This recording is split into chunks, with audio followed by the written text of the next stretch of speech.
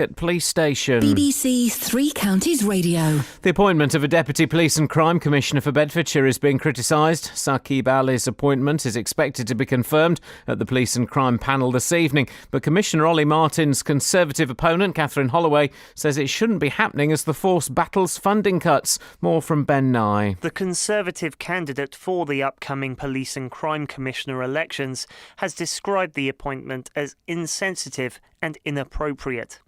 At a time when the Commissioner is asking for more money for Bedfordshire's police, she says the timing of this appointment sends the wrong message. However, the Association of Police and Crime Commissioners says 3/4 of PCCs have deputies. Flights between the UK and the Egyptian resort of Sharm el-Sheikh remain suspended because of concerns about security that include EasyJet flights to and from London Luton Airport. The government say a bomb may have caused a Russian plane to crash shortly after taking off from Sharm at the weekend.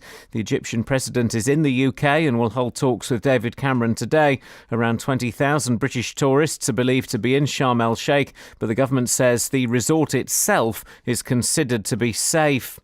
A memorial plaque for Leon Briggs has been installed outside Luton Police Station on the second anniversary of his death against police advice. Mr Briggs died in police custody in November 2013. Bedfordshire Police had told the family to postpone the plaque going up and say no decision has yet been made about taking it down. Leon's mum, Margaret, was at the plaque's unveiling. Well, we think it's great that we had so much support tonight. They can't get back my trust because they told me the other night they were going to let us put the plaque up. We just will not speak to them again. Train services on the Great Northern Route between Hitchin and Royston are expected to return to normal this morning after yesterday's disruption. A woman was hit by a train at Letchworth Garden City yesterday morning and was airlifted to hospital with serious leg injuries. Residents living in Wixham's off the A6 between Luton and Bedford say they're disappointed that a planned train station is still no closer to being built. Work started on the development in 2007. The train station was due to be completed this year. More from Jessica Cooper. In total, 4,500 homes are to be built at Wixham's across 4 villages. The first is almost complete. The planned train station was due to be finished in spring this year, but was delayed until December. Now, residents who moved to the area for the train station say they're disappointed at how this has been handled, and some are considering moving away.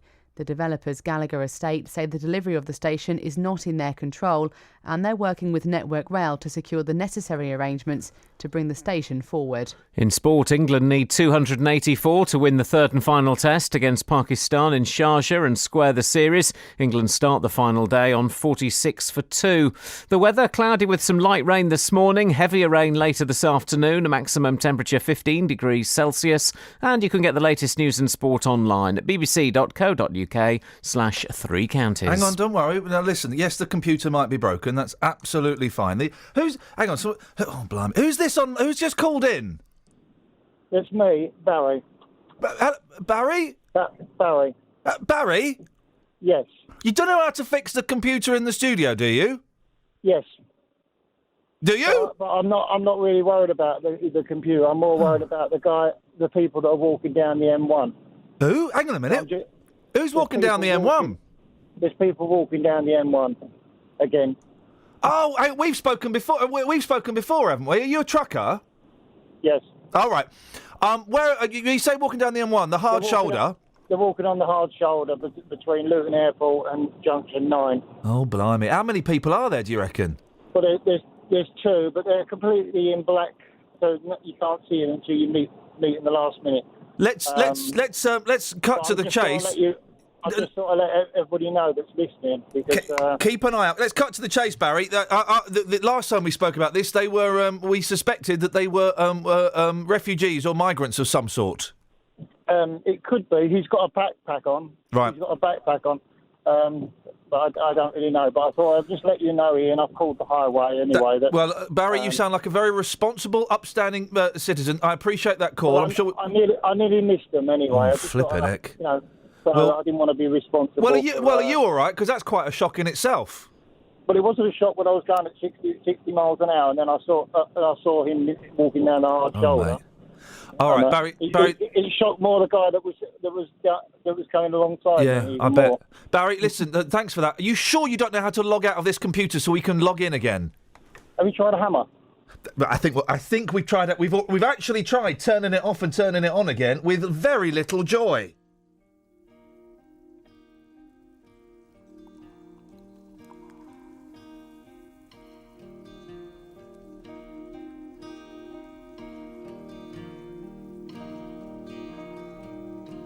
More than us, and we are there, but they don't know what's in their hands.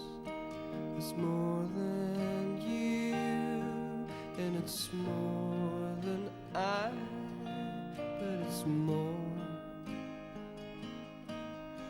And everybody calls it love, but I'm not really sure if it's love at all.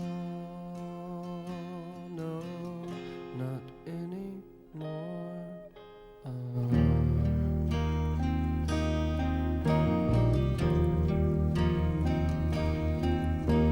More than he, more than she, they are asleep, but we just dream.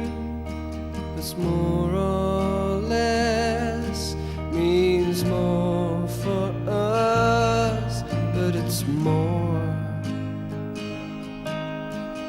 Everybody wants a hand, but I'm too busy holding up the world to carry on.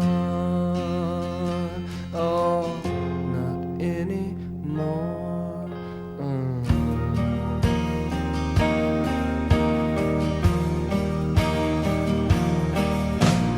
I wish that I could fly, fly, fly away.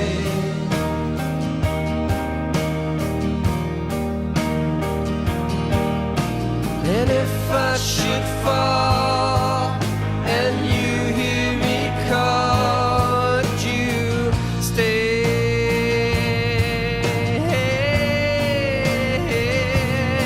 Now more than us, we are there.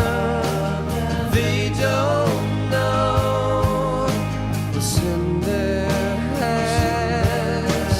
It's more than you, it's more than I, but it's more. And everybody calls it love, but I'm not really sure this is love at all.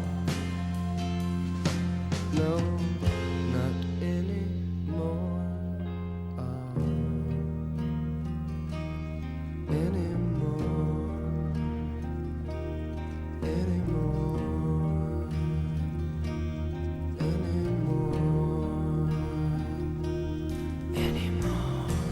The only place that goes from that to this. Kick out the jams, mums!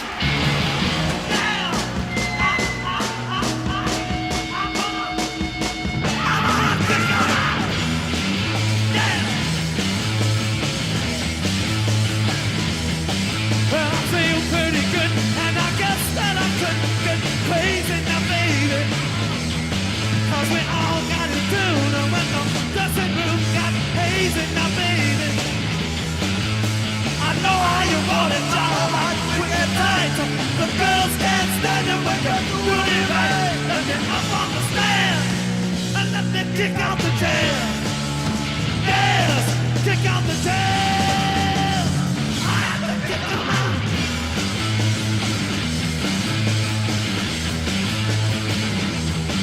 Yes, I'm starting to sweat, you know my shirt's all wet. What I'm feeling in the sound that I bounce and resound off the ceiling. You gotta have it, baby, you can't do it without it. When you get the feeling, you gotta sock 'em out with that mic in my hand. And let me kick out the jam. Yes, kick out the jam.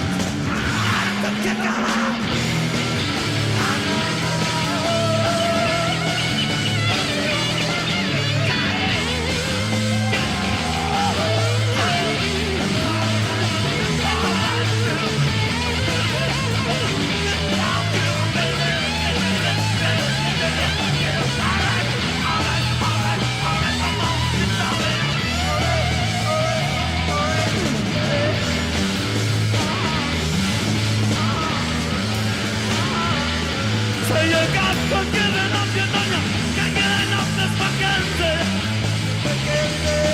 Cause it gets in your brain, drives you insane, leaves the frenzy. The wiggly guitars go, the crash of the drum, make me wanna keep a rockin' till morning comes. Let me be who I am, and let me kick out the chair. Yeah, kick out the chair. I done kicked them out.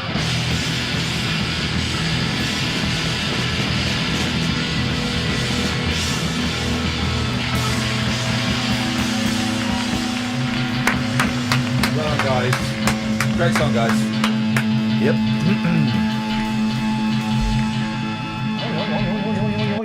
There we go. And it ends there. And do you know what? It's probably best it ends there because those guys, the MC5, really were very, very potty-mouthed.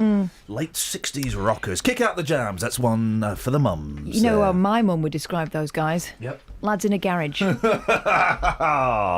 Speaking of lads in garages, Ollie Martins will officially announce... I don't even know, I don't know what that that means. means. No, but it's made me laugh. Ollie, it doesn't mean anything, but, you know, it's the juxtaposition. Ollie Martins will officially announce the appointment of a new Deputy Police and Crime Commissioner for Bedfordshire today. Ollie Martins... going national. He was mentioned on LBC yesterday. I heard. Unbelievable. The last deputy resigned over a year ago amid allegations she tried to influence a trial. She's since been cleared of any wrongdoing. The decision to hire Saqib Ali is being criticised by the Conservative candidate for Ollie's job. Boyle, tell me more about Catherine Holloway and what has she been saying? OK, well, she's very critical of this decision by Ollie Martins to appoint a deputy at a time when he's asking for more money for Bedfordshire Police. Famously, he's been all over the newspapers and, as you say, the national radio this week. Yep. She's calling it insensitive and inappropriate and has said that she is incredulous that he'll be paid a salary of more than £30,000 a year for a 3-day-a-week role. She's already told us that she wouldn't have a deputy if she's elected in the forthcoming election, saying, "There's no way I'd behave similarly. I couldn't ask for more and more from my officers, many of whom are putting in 12-hour shifts, if I was seeking extra help like this with the workload in my own office." However, Ollie Martins has defended his decision. He says he's one of the cheapest PCCs in the country, and it's not just him saying that. The Taxpayers Alliance recognise that too.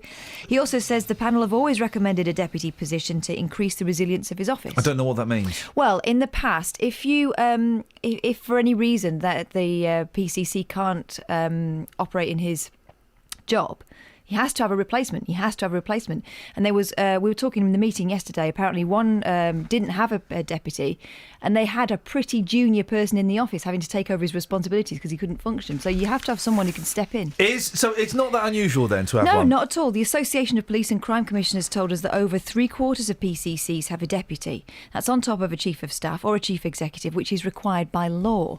It's also worth noticing that locally, both David Lloyd and Anthony Stansfeld, the PCCs for Hertfordshire and Thames Valley, have deputies, and Ollie Martins previously had a deputy as well until, as we said earlier on, last August when Tafeen Sharif resigned from her role. So who is this Catherine Holloway? We're talking to her later on. Who is she? Sounds like she's stirring it a bit. Well, she's his opponent, so it's, you know, arguably it's her job to stir it a bit. Okay. And this is all part, back to the script, of the ongoing discussions about how Bedfordshire Police is funded, isn't it? That's right. The petition started by Ollie Martins to get the government to change the funding formula has just passed the 10,000 signature mark, which means a minister has to respond. The next milestone is 100,000, which would prompt a parliamentary debate. Now, Ollie has also been talking to a parliamentary select committee Mr. Martins, to you. About the problems Bedfordshire Police will face if the current funding formula stays as it is. He's warned he may be forced to permanently switch on the M1 speed cameras and even look at companies sponsoring police uniforms. Oh, that's in one of the papers today. Is that him? Yeah, to make the shortfall in money. Blimey. And that's why his opponent, Catherine Holloway, is stepping in with this one. Now, go on. I've also been having to think about this. Have you? It could be. don't thunk too hard, will you? No, but it could be that we've heard about sponsorship before. It could be that this is a little bit of tub thumping, and actually they want the government to understand, just how bad it is, and they want the public to understand just how bad it is. Here's the thing, right? Why would sponsorship of coppers be a bad thing? Well, because they're supposed to be independent. Right, OK. So how would... Also, if you're a copper, do you want McDonald's on your back? Yeah, well, I don't think you'd want McDonald's. I think they'd probably take something away that... Who would you have? Oh, I'd have something that wasn't connected with pig meat. Well, you want something that's not being completely honest. Oh, yeah. So Greggs is out. Well, like what, Lidl's or something? I would. You're asking for. Oh no, you're asking. Would you for, be offended? Seriously, serious question. If the police car went past and it had Lidl's on it, or if you got done with a speeding ticket, they did like they do in WH Smith's. Would you like to buy some chocolate with this? No, but then they give you a load of vouchers and one of them's for Primark. Well, I don't see what the problem no, would be. but that's the whole. That you're expressing the problem there. It's reducing what is it the problem? Oh, they shouldn't. They should be completely out of that. They shouldn't Why? be. They shouldn't have any allegiance to anyone other than the crown. Here we go. The police. Here we go. This is it. Hey, flipping it. Ollie Martins. I used to know that guy. Yeah. Well, he's in the Sun today. We'll have a little look at that in a second. Let's get some business done. Travel news for beds, cards and bugs. BBC Three Counties Radio. On the M1, it's slow southbound past junction 13 for Bedford because of an accident, but it's on the hard shoulder now. On the M25, it's building up anti-clockwise from junction 21 for the M1 to 19 for Watford, and a bit further afield on the M25, a lane's been blocked anti-clockwise at junction 12 for the M3 because the lorry's broken down. In Neasden on the North Secular Road, it's slow towards the Neasden interchange through the roadworks from the M1 at Staples Corner, and in Waddesdon, there's roadworks on the A41. There's temporary traffic lights on the High Street at the junction for Baker Street, so expect delays there later on. There's no reported problems on the trains though so far this morning. Samantha Bruff, BBC Three Counties Radio. Thank you, Sammy. I didn't hear a word of that because Catherine was bigging herself up. Oh, nice to have around, I am. Where are we now, guys? It's 6:16. The most shambolic start to the show, and the recent listener figures show that people are actually listening to this part of the show now. So that a year ago, no one was listening. We could do what we wanted. Now there's about 27 people listening. We've got to give them these headlines.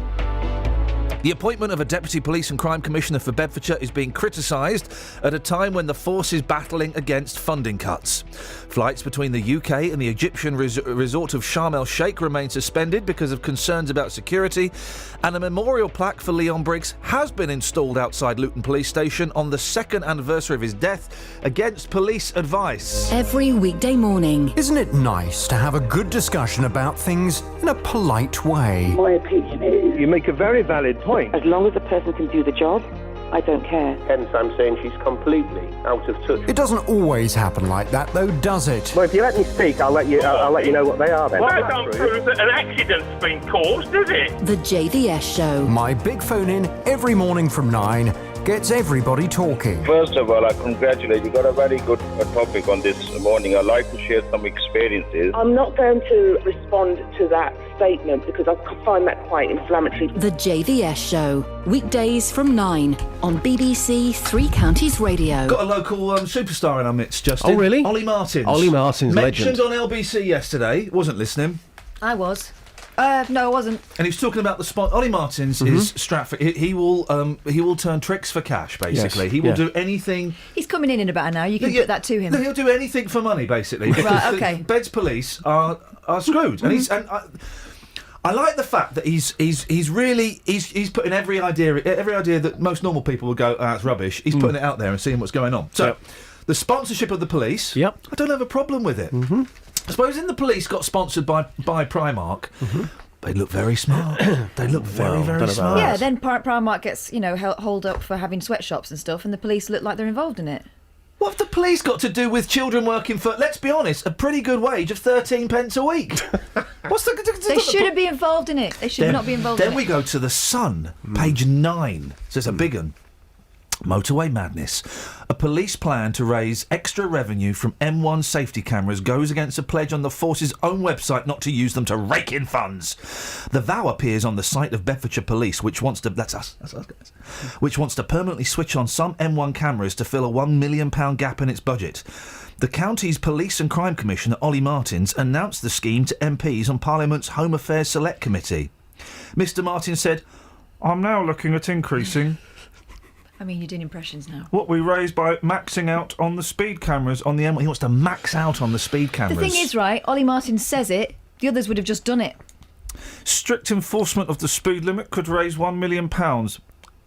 And that's better than... And he's right. And this is what it comes down to. I'm taking the mick, but this is right. Strict enforcement of the speed limit could raise £1 million, and that's better than losing 25 more police officers. It is. Yep. I agree. Well, what's he supposed to do? Because he wants more funding. The referendum, he didn't get it. He now knows he's not going to get further funding. He's trying to keep people safe. He's done nothing wrong. I think he's talking sense. What do you think about the sponsorship then? I think the sponsorship thing is a bit weird, but I think that these are drastic measures. If EasyJet are on there, or McDonald's or Lidl, I don't think it's going to look particularly good. It's not going to look right, but if it protects the public, it protects the public. Last night... This is great. We're like having a proper We're like the question time for thickos.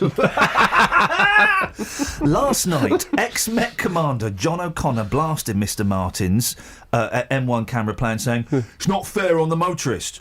We shouldn't be speeding. I've got 9 points on my licence. I got angry when I got the letter. I got furious. But you broke the rules. It's my fault entirely. Not fair on the motorist. Stick to the speed limit then. I respect you for saying that. Fair play. What's that? Put your hands up, owning up. Fair play to It's you. my fault. It was, and I was angry. And bloody cameras. The police. They should. No, you're right foot. I was speeding. Yeah. I was speeding. It's not fair on the motorist. Of course, it's perfectly fair on the motorist. It's a great way of making £1 million. Fairly quickly, fairly easy. I'll tell you what we'll do. We'll put it out there, dear listener. How would you make £1 million? Now, if this were a movie, Ollie Martins would be walking down the street and he'd see a sign stuck in a shop window saying, "Battle of the Bands competition, first prize £1 million," and he'd get a band together and they wouldn't win. They'd come second. But No. You missed out a bit. Yeah. He'd find 50 quid in the gutter, right, and spend it on a guitar. Yeah. They'd say, Ollie, what are you doing? We're cash strapped. What are you doing? I have a dream. Yeah. He's taking it to the Battle of the Bands. Battle of the Bands. We can put it to him. I don't know if Ollie might be interested in the Battle of the Bands competition. First prize £1 million. I don't know if there's one going on. If there is, dear listener, over to you. How would you make £1 million quickly? 03459 455 555. Daily, let's do this Wixom story. I'm just because it sounds very echoey. Let's just do this and then we're going to play R. Kelly remix to Ignition. Oh really? Why the hell not? Why the hell not? It's not Friday though, but It doesn't matter. Yeah. Feels like Friday. Thursday evenings. A lot of people go out because it's almost the weekend. Yeah. So it's good enough for me. do you know what I used to call Thursdays when I was able to go out and be free? Thursdays. Thirsty Thursdays. Oh. Did you call them? Every day's that day, surely. When were you? Said something very, very rude off microphone there, dear listener. That was good. Residents living in Wixhams in Bedfordshire say after years of waiting, they're still no clearer to knowing when a train station will be built. It was initially due to be ready in spring this year and then delayed until December. But guess what? Work hasn't even started.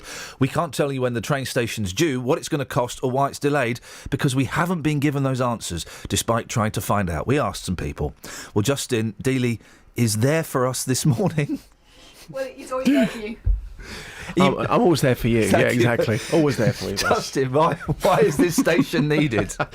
4 villages being created as part of Wixhams, which is just outside Bedford. In actual fact, I bought some very good second-hand furniture from a property in Wixhams about 2 years ago. Seriously, I did. I kitted out my whole property. I've got to remind all of us, myself included, you know this is going out on the radio, yeah? Okay, cool, brilliant, thank you. So, in total, 4,500 homes are going to be built there, taking in between 15 to 20 years to complete.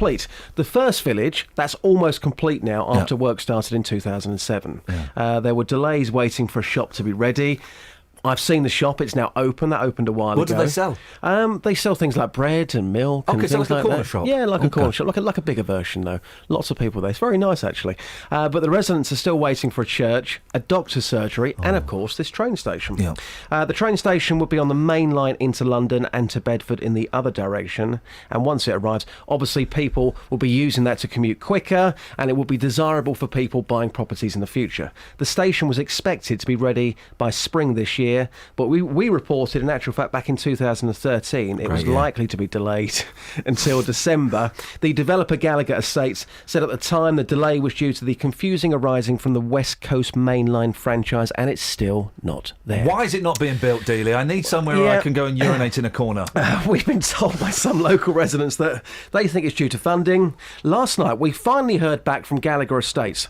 How long do you think we waited for a response here? I mean, a year? We waited 4 months of asking for a response. That's still 4 months. They told us we cannot give you a definitive comment because the delivery of the railway station is not in our control. However, we continue to work with Network Rail to secure the necessary agreements to bring the station forward. So we then spoke to Network Rail, and they told us, well, can you go back and speak to Gallagher Estates? So it's unclear who's actually in control. Bedford Borough Council say on their website that Gallagher have committed more than £17 million to create and design this railway station. OK, we're going to have a bit of R. Kelly now. I'm just going to read the back announcement, the back anno, OK? We have this thing, and it kind of sums up the story and then says where we're going next. In the next hour, we'll be speaking to a woman who moved hundreds of miles to live at Wixham's for the train station. Anyone, guys? Anyone have a clue what that means? No, usually I don't. I'm intrigued. It's the governor, Mr. R. Kelly. Mix. Now I'm not trying to be rude, but hey, pretty girl, I'm feeling you. The way you do the things you do reminds me of my Lexus cool. That's why I'm all up in your grill, trying to get you to a hotel. You must be a football coach, the way you got me playing the field. So baby, give me that, and let me give you that. Running her hands through my fro, bouncing on 24s. Why they say I'm ready? It's the remix to Ignition, hot and fresh out the kitchen. Mama rolling that body, got every man in here wishing. Sipping on coke and rum, I'm like, so what, I'm drunk. It's the freaking weekend, baby, I'm about to have me some fun. Bounce, bounce, bounce, bounce, bounce, bounce, bounce, bounce, bounce, bounce. Come on. Now it's like murder, she rolled. Once I get you out them clothes, privacy's on the door, but still they can hear you screaming more. Girl, I'm feeling what you're feeling. No more hoping and wishing. I'm about to take my key and stick it in the ignition. So give me that, let me give you that. Running her hands through my fro, bouncing on 24s. Why they saying I'm ready? It's the remix to Ignition, hot and fresh out the kitchen. Mama rolling that body, got every man in here wishing. Sipping on coke and rum, I'm like, so what, I'm drunk. It's the freaking weekend, baby, I'm about to have me some fun. Crystal popping in the Stretch Navigator. We got food everywhere, as if the party was catered. We got fellas to my left, honey's on my right. We bring them both together, we got juking all night. Then after the show, it's the after party. Yeah, and after the party, it's the hotel lobby. Yeah, around about 4, you gotta clear the lobby. Then take it to your room and somebody. Can I get a can I get a running her hands through my fro, bouncing on 24. Come on, why they saying I'm ready? It's the remix to Ignition, hot and fresh out the kitchen. Mama rolling that body, got every man in here wishing. Sipping on coke and rum, I'm like, so what, I'm drunk. It's the freaking weekend, baby, I'm about to have me some fun. It's the remix to Ignition, hot and fresh out the kitchen. Mama rolling that body, got every man in here wishing. Sipping on coke and rum, I'm like, so what, I'm drunk. It's the freaking weekend, baby, I'm about to have me some fun. Come on, girl, we off in this Jeep, fogging windows up, lost in the radio, in the back of my truck, bouncing up and down, stroke it round and round, to the remix, we just plugging it out.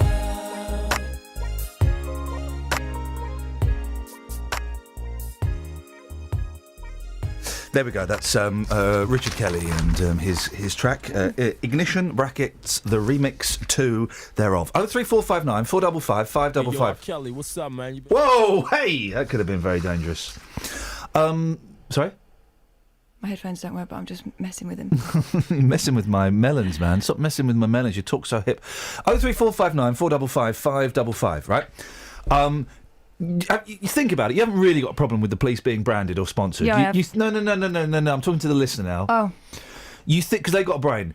You think you have. Some do. But you haven't, right? Just the 03459 455 555. Tell me why you think that branding the police or sponsoring the police is a bad idea, because I'll shoot down your argument in flames.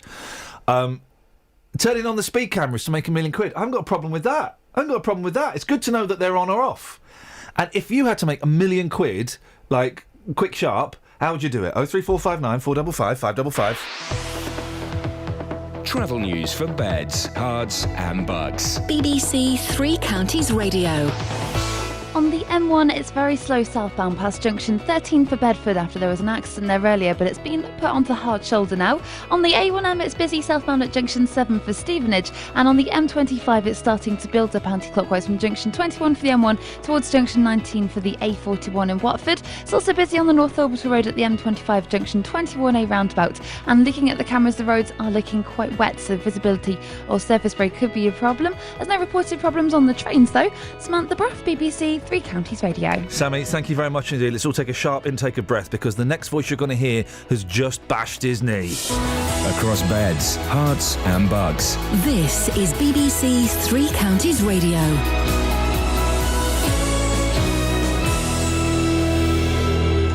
It's 6:30. I'm Simon Oxley. The appointment of a Deputy Police and Crime Commissioner for Bedfordshire is being criticised at a time when the force is battling against funding cuts. Saqib Ali's appointment is expected to be confirmed at the Police and Crime panel this evening. Flights between the UK and the Egyptian resort of Sharm el-Sheikh remain suspended because of concerns about security. They include EasyJet flights to and from London Luton Airport. And a memorial plaque for Leon Briggs has been installed outside Luton Police Station on the second anniversary of his death, against police advice.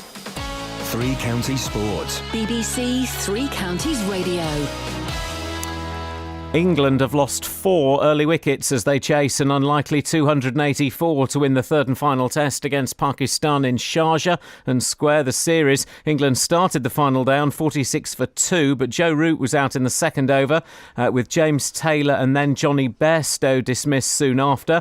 A moment ago, Samit Patel was out as well. England 59 for 6 with captain Alistair Cook 25 not out.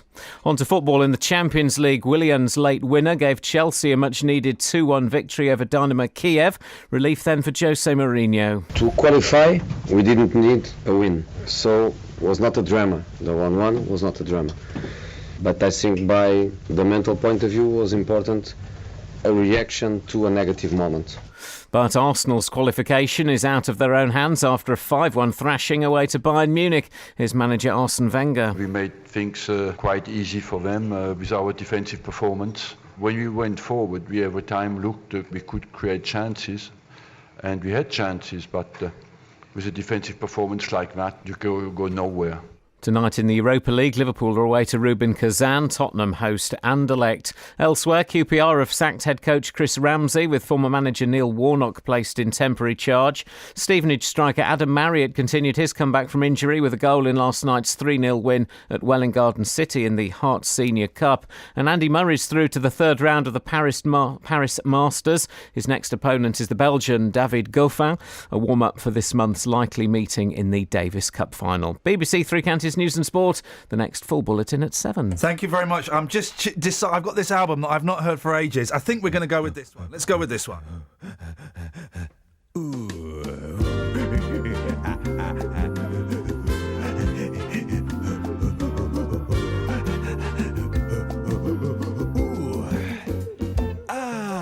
Taxi, taxi, hey, hey, hey, taxi, taxi, hey, hey, hey, taxi, taxi, back to my place.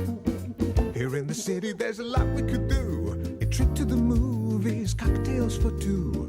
The Tower of London or the Change of the Guard. Go dancing at Stringfellow's, choosing is hard. But if like me, you're tired of culture, I think I got a better idea. Let's go and get a taxi, taxi, hey, hey, hey, taxi, taxi, hey, hey, hey, taxi, taxi, back to my place. To Planet Hollywood, a beautiful meal. The Madame Tussauds, those figures look real. The Trocadero is a whole lot of fun. The mousetrap must be good, it's had a long run. Please permit me another suggestion. I'm in a hotel terribly near. We're gonna get a taxi, driver take us there.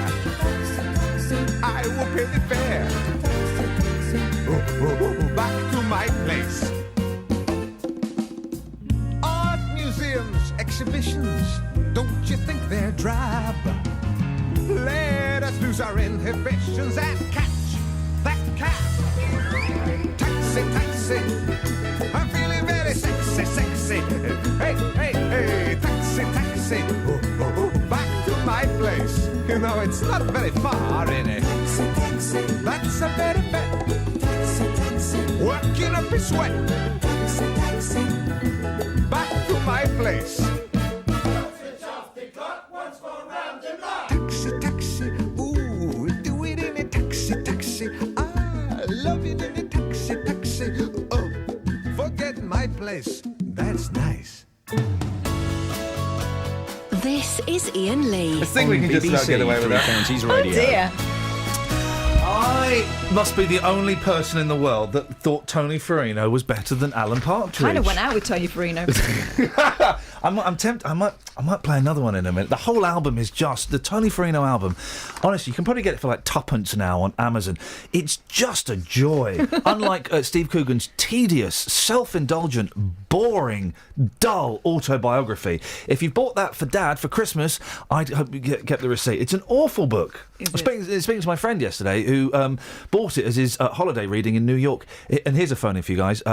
Books that you've left in hotels because they're so bad. Oh dear. He left it in his hotel room in New York and refused to bring it back. 03459 455 555. Books you've left in hotels or on the beach because they're too dull. Eddie's called in with one already. Morning, Eddie.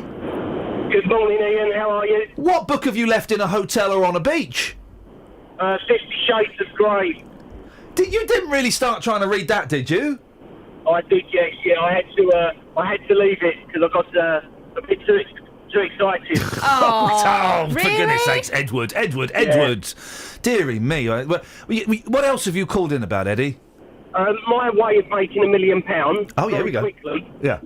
I would go to the newsagents and I would buy 45 million lottery tickets. I'm a winner. In very many ways, you're not. Eddie, thank you for that. He's done the math. We're going to put all of these suggestions to Ollie Martins when he comes in later on. Thank you, Eddie. Do you want to? Well. 03459 455 555. How would you make £1 million quickly? And books that you've left in hotel rooms or on beaches, not because they were arousing, because they were so poor. 50 Shades of Grey is not arousing, let me just tell you. I told you I read 1.5 books, and I am a book finisher generally, but it wasn't really a book. It was just the musings of a... Did you finish off, or...? Finish the chapter. You know what I mean? Morning, Dan. Morning. There we go, you see. Dull. He was a pain. I would have slapped him back. One of the great things about having Danny here, we don't have to play BBC introducing tracks. Oh. That's all right, isn't it, Dan? There we go. That's the only good thing about having Danny here, though, isn't it? There's some great stories in the newspapers today. It's one of those days. There's a brilliant picture. I don't know how you're going to describe it for people. Of what? Of the woman with the unfortunate trousers. Oh, flipping it. Well, I'll just read it as the story's written. Page 3 of The Sun. My pyjama bottoms.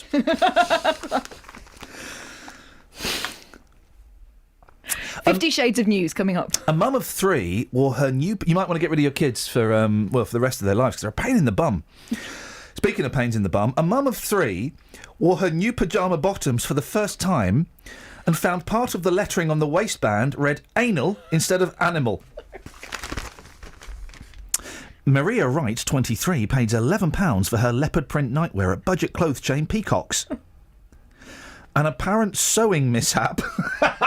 If you've ever had an apparent sewing mishap, of course, 03459 455 555. This is why you should buy British manufactured, because these foreigners don't realise what they're doing. The apparent and then I've not read her quote before. Her quote's coming up. Oh no. An apparent sewing mishap meant the letters I and M were hidden. Maria Wright of Peterborough, Cambridgeshire, said, "It says animal all around, and then above my bum says anal." But why would you want animal written on your pyjama bottoms anyway? She was right. Okay, she was offered a full refund, and Peacocks is investigating. I mean, there's nothing to investigate, is there? Well, they're going to investigate. It's an unfortunate seam.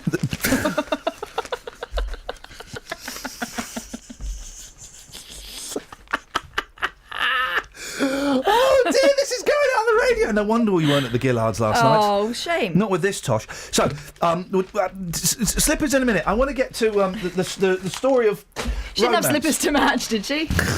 I want to get to the story of romance, Oh, right? do, yeah. And romance, because you're not allowed to do anything these days. Well, you are. But this is a weird one. This. So when I go into Starbucks, isn't it, that writes your name and what's your name? So they write get it it on the wrong cup. every time. Well, I often call myself Dick. When I put Iain. The last time I said no, I did it yesterday. The time before I said Iain, and they put Ethan, and then the woman who was then offering me the drink looked at the name, couldn't read Ethan. She was foreign, and just went latte. She didn't even read my name. So anyone could have got your drink. In hot water, coffee shop barista who left love-struck note on a blonde's cup. There's always something sweet on offer at coffee shops. Oh, for crying out loud! What a... But what Laura Roberts gets every time she visits her local Starbucks isn't found in the display counter. You know that all of these places have got secret menus? Right. Sorry? Well... Oh, man alive. Every place that you go shopping in, the Starbucks, the Costa, the Mackie D's, the BKs, all of these places have got secret menus that have got special foods or drinks on that they don't advertise. Yeah, but if they don't advertise them, how long's that food or drink been there? No. You ask for it and they say, sorry. You ask for it a second time. They say, I don't know what you mean. They say, then you ask for it again. Off the secret menu. Oh, yes, sir, I'll just get it for you. Seriously. How many times do you give them until you accept that there's no such thing? Mark, you know about the secret menus, don't you? No, I don't. Oh, they're everywhere, and I can't think of any specific examples. My sister was well into this. There's like the best coffee you can get in Starbucks. That's the best value for money with the highest concentrate of coffee is a secret coffee. Oh. You have to do a wink and a nudge to get it. 03459. I mean, we're doing like a month of phoning in 40 minutes, and no one's really biting. But 03459 4555. Danny, you know about the secret menus, don't you? No. Oh. It's because they're a secret. Honestly, someone will call in. Go on, Mark. What you got? I never use any of those coffee places. Anyway, I tend to make them at home myself. You know. I put 2 spoonfuls of coffee in, and that's it, sort of thing. Well, you would do. I like giving those guys £3 for a lot of warm milk. I can't believe we've got no barristers listening. The barristers have got actual training. Baristas just know how to work the coffee machine. They're no good in a court of law. No. And trust me, I found out the hard way. Mark, get to the point! Get to the point. I know you've got Ollie Martins, the Police and Crime Commissioner, coming on. No, we've not. No, we've not. Not necessarily. I have to ask him if he wants to come in. Oh, OK. All right, fine. Oh, right. He normally comes in, doesn't he? He normally responds quite quickly. He's very good at coming in and answering questions, yes. Well, I was curious. You know, he wants to get a deputy. Yeah. Now, obviously, somebody's got to authorise for him to appoint that deputy. Yes. So, you know, is it some, you know, because it's going to take a bit of funding, does he actually have an overall of the funding? So he gets a deputy, and is it him that's wasting the money? I imagine it'll be wasting the money. Somebody's obviously... Well, hang on, now, you've made an assumption, Mark, that getting a deputy is a waste of money. Well, loads of the other ones have got deputies. It's very common. It's not. He's not being, doing anything outrageous. Here's something as well. Ollie Martins is in the Territorial Army. So if he gets called up, no, I wasn't going to say that. Oh. If he gets called up, who takes over from him? Well, do you want someone who's been appointed to do the job, or someone who falls into it just because he's the nearest one handy? I just thought it was strange that that somebody has got to authorise, to in this times that they're wanting to cut back, thinking, I'll get a deputy, but Have you got a problem? Have you got a problem with you get pulled over by the coppers and you notice that on the Panda car it says Bedfordshire Police are proudly sponsored by Blockbuster. To be quite honest, I don't see too many police cars around. Yeah, but there might be more of them. More, yeah. If they're getting sponsored by BHS or CNA, the 2 of those companies I've just named don't exist anymore. But if they're getting sponsored by Littlewoods, then you might see more police cars. I tend not to notice what's on there, except the blue lines or the blue writing and the blue light sort of thing to say get out the way or it's a police vehicle. I don't tend to look at the small. Exactly, Mark. Thank you, and that's the point. People wouldn't notice, and as long as it didn't affect, that they don't deploy. You flash your little staff badge and go, "Oh, I'm so sorry, sir." On you go. It would leave them open to the suggestion that they may be influenced by that sponsorship, though. Yeah. Okay. So suggest. I got something I can suggest. Suggest that. You know what I mean? I don't mean anything. That's not an argument. That's a finger. Yeah, exactly. Pointing upwards. The One. bird. But if they go and attend the scene of a crime, someone gets prosecuted, and they say, yeah, okay, I'm accused of doing something to EasyJet, let's say, they've stitched me up because they're sponsored by EasyJet. That's a conversation you don't need to be having. Anyway, this woman... Oh, okay. Too strong, eh? Too strong. No, I wasn't listening. That's how strong... I'm too strong. Wow. This woman, she went into Starbucks, the fella behind the counter, barista, wrote her name on it, smiley face, then he crossed out some of the text at the bottom of the cup so that it said, "You're extremely hot." Yeah, he keeps doing it though, doesn't he? He keeps doing it. It's romance. Now, listen, if he's turning up at her window at the middle of the night with a knife between his teeth and a rose up his bum, then yes, that is inappropriate. He's being romantic. You can't even ask birds out anymore. You can't even... Danny, when was the last time you asked a bird out, Dan? What sort of bird? There we go, you see? If he kept doing it and he wasn't my type... Oh... No, what I mean is, if he kept doing it and you didn't fancy him and he was a bit... You would stop going in there, wouldn't you? Yeah, go to Costa's, isn't it? Yeah. Well, you could be... I just think it's a little bit of romance. And I know that Justin has taken this to the streets. Depends how it's done. Well, what he does is he goes out and he approaches people with the microphone and encourages them to say what he wants to... It depends how these romantic approaches are done. I've said to a waiter before, no oil with my salad, thanks. Oh... Travel news for beds, cards and bugs. BBC Three Counties Radio. On the M25, there's a lane blocked anti-clockwise between junction 17 for Maple Cross and 16 for the M40, and it's looking quite slow on the speed sensors. The police are warning to approach it with care. On the M1, it's slow southbound between past junction 13 for Bedford because of an accident earlier, and the A1M southbound is slow at junction 7 for Stevenage. It's also busy on the A1 southbound through Borehamwood from the Holiday Inn towards the Stirling Corner, and on the North Orbital Road in St Albans, there's roadwork still in both directions between the Park Street roundabout and the London Coney roundabout, and it's looking quiet at the moment, but it could get busy later on this morning, and there's no reported problems on the trains. Samantha Bruff, BBC Three Counties Radio. Sammy, thank you very much. I think we might have to have another Tony Frino song in a second. This whole album is going to be the soundtrack for my day. Oh, it can't be. I've got the kids. 6:46. These are your headlines on BBC Three Counties Radio. The appointment of a Deputy Police and Crime Commissioner for Bedfordshire is being criticised at a time when the force is battling against funding cuts. Flights between the UK and the Egyptian resort of Sharm el-Sheikh remain suspended because of concerns about security, and a memorial plaque for Leon Briggs has been installed outside Luton Police Station on the 2nd anniversary of his death against police advice. Let's get the weather. Beds, Hearts and Bucks weather. BBC Three Counties Radio. Hello, very good morning to you. It's going to be a rather soggy bonfire night tonight, unfortunately. There's going to be lots and lots of rain around today at times. We've got some dribs and drabs a bit this morning, a few outbreaks of patchy stuff mostly. It's very cloudy and it's also very mild, and that's the way it's going to stay, not just for today, tomorrow, but also over the weekend too, feeling quite muggy at times even. So a few outbreaks of rain around this morning, then it'll probably dry out for a good period through the afternoon. It'll be still very cloudy, but dry through the middle part of the day, and then by the time we get into the mid-afternoon, again, we've got some more outbreaks of rain spreading in on a fairly brisk southwesterly wind. So a rather wet and a windy end to the day, staying wet and windy through this evening's rush hour and indeed for much of the evening tonight, probably clearing by around 8 or 9 o'clock. So if you're doing late fireworks, then pop your wellies on and it should be dry for at least sort of the second half of the night, if not from 9 o'clock onwards. So feeling very mild tonight, lows of 12 or 13 degrees. And then for tomorrow, dry start to the day. There'll be some rain on and off through the course of the day, feeling mild again. It'll turn quite windy at times too, but it should be dry on Friday night for any fireworks displays going on then. Very wet and very windy at times over the weekend, but again, just during the daylight hours inconveniently, and by night it should be dry once more. Saturday evening looks good for any bonfire fireworks displays. Yes, the ground will be wet, but it's looking dry and clear for the fireworks. That's the forecast.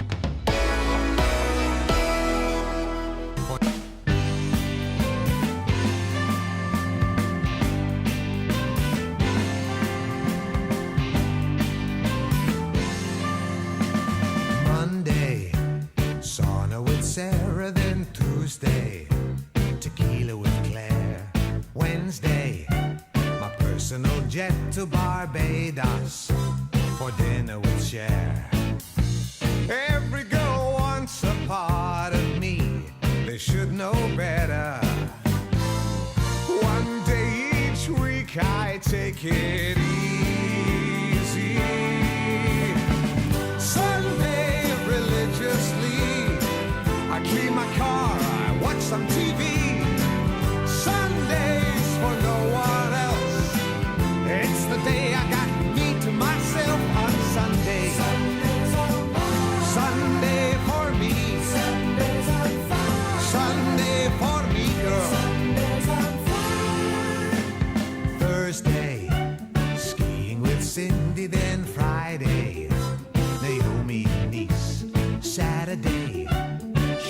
jacuzzi with Susie and her daughter Denise. Suddenly Lulu's on the phone. She should know better. She knows Sunday I'm alone. Yeah. Sunday I read the news. I wash my hair, I polish my shoes. Sunday's by far the best. The girls know I don't like to be pestered on Sunday. Sunday for me. No one but me, girl.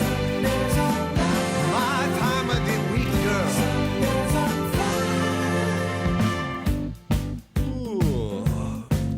Some fresh coffee, I think. A croissant and a little game of solitaire. Al fresco, of course. Sunday's all mine. Sunday's on fire. Sunday's all mine. Sunday's on fire. Sunday, it's all mine. A chicken chow mein, a bottle of wine. Sunday, I thank the Lord for making me. I never get bored on Sunday. Sunday for me. Sunday for me, girl. It's my time of the week. I've not heard that album for about, Sunday. gosh, about 20 years. 20 years. I was having to ride that fader there. Nobody calling me on Sunday, okay? Nobody calling me on Sunday. I think the only song that's got swear words in there, well, it hasn't even got swear words, is the, and I've got to be careful how I say this, The River of Our Souls. The chorus could be interpreted as being a little bit fruity. Dealey! He just loves Sundays. Yeah, he loves it. Sunday. You're right, boss. It's Yeah. a busy day. We've got chatting up women in Starbucks. We've got slippers coming on later. Oh, I've not even done. Where's the? Let me do this story. The papers are full of it today. Absolutely full of news. It's a joyous day. Hang on, and I know you've gone out on something a little bit more serious than this. Well, actually, I don't think anything it can be more serious. Hang on. Okay. Hang on. Looking forward to the ladies' respective later. Yeah. Hashtag Oh hot cup. boy. Oh boy, I can't wait. There's one story where... Here we go. Jet forced to land by Billy Goat's Guff. What?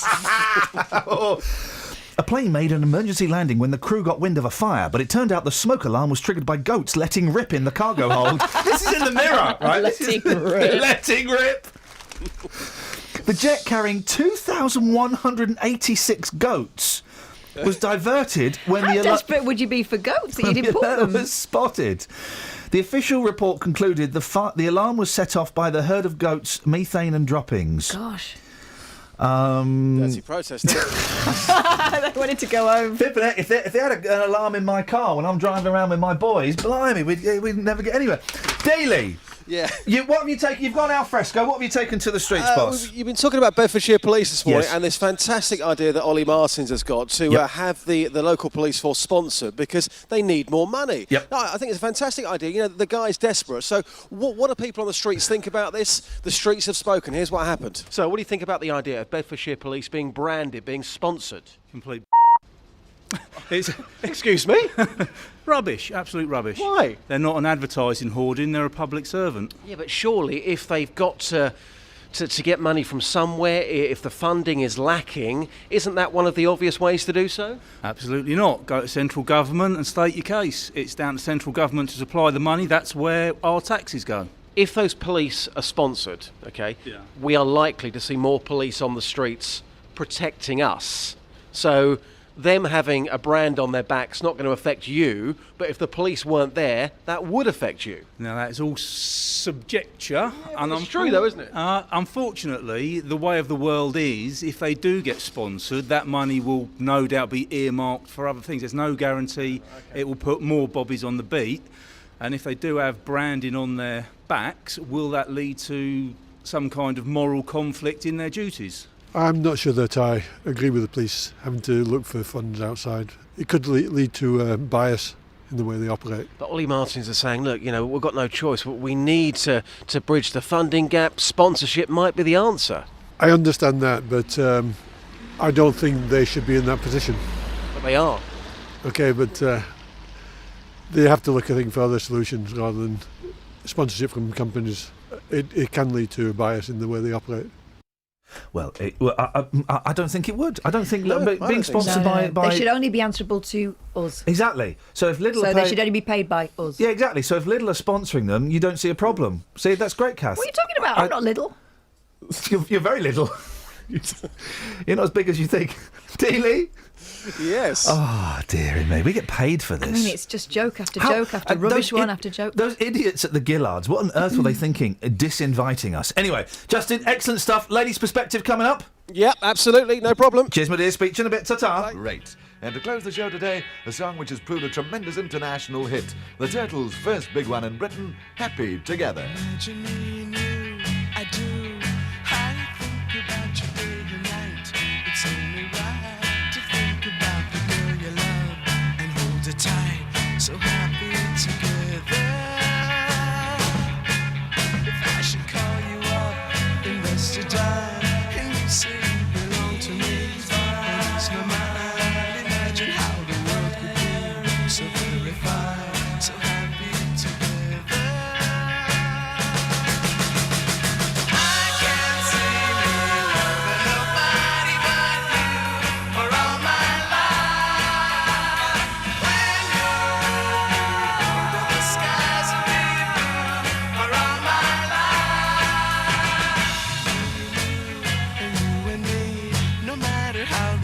The dice, it had to be the only one for me is you, and you for me, so happy together. I can't see me loving nobody but you for all my life. When you're with me, the skies will be blue for all my life. Me and you and me. No matter how they toss the dice, it had to be the only one for me is you, and you for me, so happy together.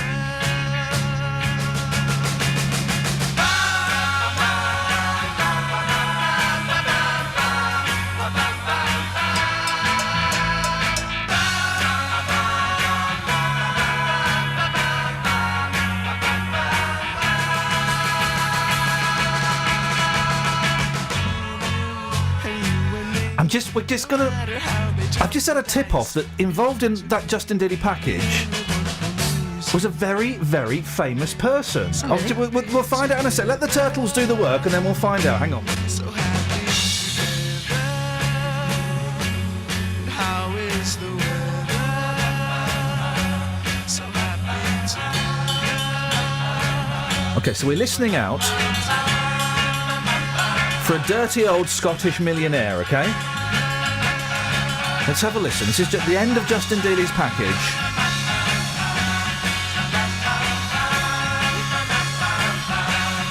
I'm being told... So let's go to the end of Justin Daly's package. Not this guy. Will Not this that guy. lead to some kind of moral conflict in their duties? Not this guy. I'm not sure that I agree with the police. Ladies and gentlemen, would you please welcome Mr. Duncan Bannatyne? Could lead to bias in the way they operate. But Ollie Martins is saying, look, we've got no choice. We need to bridge the funding gap. Sponsorship might be the answer. What do you think, Duncan? I understand that, but I don't think they should be in that position. Travel news for beds, cards and bugs. BBC Three Counties Radio. On the M25, two lanes have been blocked anti-clockwise just before junction 16 for the M40, which is causing a delay back from junction 18 for Chorleywood. On the anti-clockwise M25 as well, another vehicle's broken down at junction 12 for the M3, which is causing a queue back from Staines. And in Neasden on the North Circular Road, it's very slow westbound from the M1 Staples Corner towards the Neasden interchange. That's because of the roadworks there. On the A6 Paula Radcliffe Way in Bedford, there's roadworks at Clapham Road, so that could cause delays on the Bedford Western bypass. And there's no reported problems on the trains at the moment. Samantha Braff, BBC Three Counties Radio. Thank you very much indeed. It's all go here at BBC Three Counties Radio. If only one of the people going was going towards the kitchen and the coffee making facilities. Unbelievable.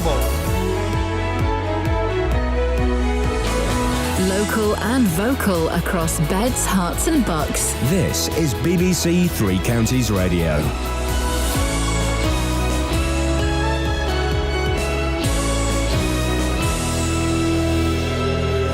It's 7 o'clock. I'm Simon Oxley. The headlines: criticism over Bedfordshire appointment of Deputy Police Commissioner, flights suspended to Egyptian tourist resort, and memorial plaque is put up at Luton Police Station. BBC Three Counties Radio. The appointment of a Deputy Police and Crime Commissioner for Bedfordshire is being criticised. Saqib Ali's appointment is expected to be confirmed at the Police and Crime panel this evening, but Commissioner Ollie Martin's Conservative opponent, Catherine Holloway, says it shouldn't be happening as the force battles funding cuts. More from Ben. The Conservative candidate for the upcoming Police and Crime Commissioner elections has described the appointment as insensitive and inappropriate.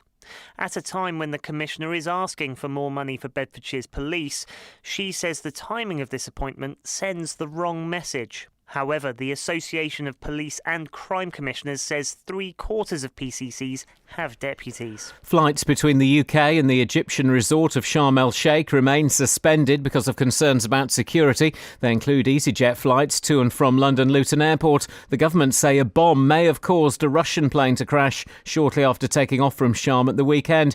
The Egyptian president is in the UK and will hold talks with David Cameron today. A memorial plaque for Leon Briggs has been installed outside Luton Police Station on the second anniversary of his death, against police advice. Mr Briggs died in police custody in November 2013. Bedfordshire Police had told the family to postpone the plaque going up and say no decision has yet been made about taking it down. Leon's mum Margaret was at the plaque's unveiling. Well, we think it's great that we had so much support tonight. They can't get back my trust because they told me the other night they were going to let us put the plaque up. We just will not speak to them again. Train services on the Great Northern Route between Hitchin and Royston are expected to return to normal this morning after yesterday's disruption. A woman was hit by a train at Letchworth Garden City yesterday morning and was airlifted to hospital with serious leg injuries. Residents living in Wixham's off the A6 between Luton and Bedford say they're disappointed that a planned train station is still no closer to being built. Work started on the development in 2007. The train station was due to be completed this year. Jessica Cooper reports. In total, 4,500 homes are to be built at Wixham's across 4 villages. The first is almost complete. The planned train station was due to be finished in spring this year, but was delayed until December. Now, residents who moved to the area for the train station say they're disappointed at how this has been handled, and some are considering moving away. The developers Gallagher Estate say the delivery of the station is not in their control, and they're working with Network Rail to secure the necessary arrangements to bring the station forward. In sport, England's hopes of winning the third test against Pakistan have collapsed on the final day in Sharjah. England started on 46 for 2, chasing 284 to win. That looks close, it's out, it's another one. Fourth wicket of the morning, and we haven't even been playing for half an hour. And Patel is on his way, third LBW of the morning. 59 for 6. The weather cloudy with some light rain this morning, heavier rain later this afternoon, a maximum temperature 15 degrees Celsius. And you can get the latest news and sport online at bbc.co.uk/3 counties. Thank you, Simon. Flipping it, we didn't half cram a lot into that first hour. I'm exhausted, exhausted. Plenty more to come. How would you raise £1 million quickly? Knee-jerk reaction. Yeah, of course you got a problem with the police being sponsored, but think about it. There's no problem, really. Actually, it's not a bad idea. Ollie Martins wants all the speed cameras turned on the M1 so the police can make £1 million. Again, I mean, if you're not speeding, what's the problem? I don't see a problem with any of these things. Personally, I'd prefer the police were given a bit more money, that they didn't have to resort to these measures. But. 03459 455 555. If you had to make £1 million sharpish, how would you do it? Mum's upset because her daughter keeps getting, romantic comments written on her cups in Starbucks. I mean, it doesn't even... what's the problem with that, guys? And slippers are dying out. Not for me, they're not. I've got a pair at home and I'm wearing a pair now. Love my slippers, innit? Love them. Across beds, hearts and bucks. This is BBC Three Counties Radio. Now, Bedfordshire's Police and Crime Commissioner will officially hire a new deputy today, a gentleman by the name of Saqib Ali. It's an insensitive decision, according to the Conservative rival for Ollie Martin's job, Catherine Holloway, who joins on the line now. What's your beef, Catherine? Well, my beef, Iain, is frankly that paying somebody £30,281 a year for 3 days' work a week is completely and utterly inappropriate at exactly the same time, the precise moment when you're asking the people of Bedfordshire to back your petition over an acute shortage in funds. It's ridiculous. So you're jealous of Mr. Ali? I'm not in the least bit jealous of him because I'll actually be standing for election in a political post. This is an individual who's a wholly political man. He stood as a parliamentary candidate in North East Bedfordshire, as I'm sure you know, back in May. But none of your listeners will have had a chance to vote for him. Don't you think that sounds fundamentally undemocratic? Well, no, not at all, because it's the police force. It's not democratic. It's not democratic. I think all of the decisions of the police force have to be subject to scrutiny, which is why you have a commissioner in the first place. Yeah, exactly. The commissioner. Catherine, just to address that point. Ollie Martins has been voted in to because people trusted him to make the decisions. So you don't have to vote in everybody. You don't have to, have a referendum on every decision he makes. So it's incorrect to say it's undemocratic. Well, one of the things that your listeners, I feel, most object to is the politicisation of policing. Oh, come on! You're for the Conservatives. This whole thing about the PCCs not being Conservative, and I'd rather hear what you're upset with, not what my listeners are upset with. Okay, what I'm upset with. Everybody. If you want to hear Iain, let me a chance. I will, Catherine. I just want to address the incorrect point that you've made. The whole thing was supposed to be non-political, but everyone, David Lloyd, Ollie Martins, everybody's coming from a political angle. Of course they are. Well, can we actually explain who David Lloyd is? David Lloyd, as you know, is the Conservative Police and Crime Commissioner in Hertfordshire. He's got a deputy. He's got a deputy, hasn't he? He has a deputy, but right. Why I wouldn't want to have a deputy, if you'll let me explain, is that we're the second worst funded police force in the country. I'm fully aware that those forces that are better funded can, of course, afford to have a larger backroom office. But we can't, and the reason that I think it's so insensitive, having ridden out in patrol cars... So just to clarify, it's okay for David Lloyd. It's okay. No, it's okay. I just want to clarify, because I'm not quite up to speed this morning. Maybe I'm being dumb. It's okay for David Lloyd, Conservative, to have a deputy. It's not okay for Ollie Martins to have a deputy. As I was saying, because we have the second worst funded police force in the country, and at the moment we have police officers in Bedfordshire on the front line who are putting in 12-hour shifts. It's not an appropriate time for the It's okay for Thames Valley Police. Life easier. It's okay for Anthony Stansfeld, Thames Valley, Conservative, to have a deputy, because all of the forces are facing cuts. They're all facing cuts. It's okay for Thames Valley Police, Conservative, to have a deputy, but not Ollie Martins. Iain, I don't think you're listening. We're the second worst funded police force in Everybody's the country. facing cuts of tens of millions of pounds. I do not need a deputy when I have 14 full and part-time posts in the office, including a chief of staff who's paid £62,000 a year. Can't any of those individuals deputise when Mr Martins is away? I don't believe it. About 3/4 of all PCCs have a deputy, so it's just really odd. What I'm hearing, Catherine, is a personal attack on Ollie Martins, when actually the whole system is flawed, if we to follow your argument about deputies. I don't think you're actually hearing at all. Iain. I am listening, Catherine. And I don't think you're addressing any of the points. No, because I want you to address this point I'm specifically making, Catherine, instead of saying the agenda that you've got. Okay. The whole system... I'll phrase it again, because maybe you missed it.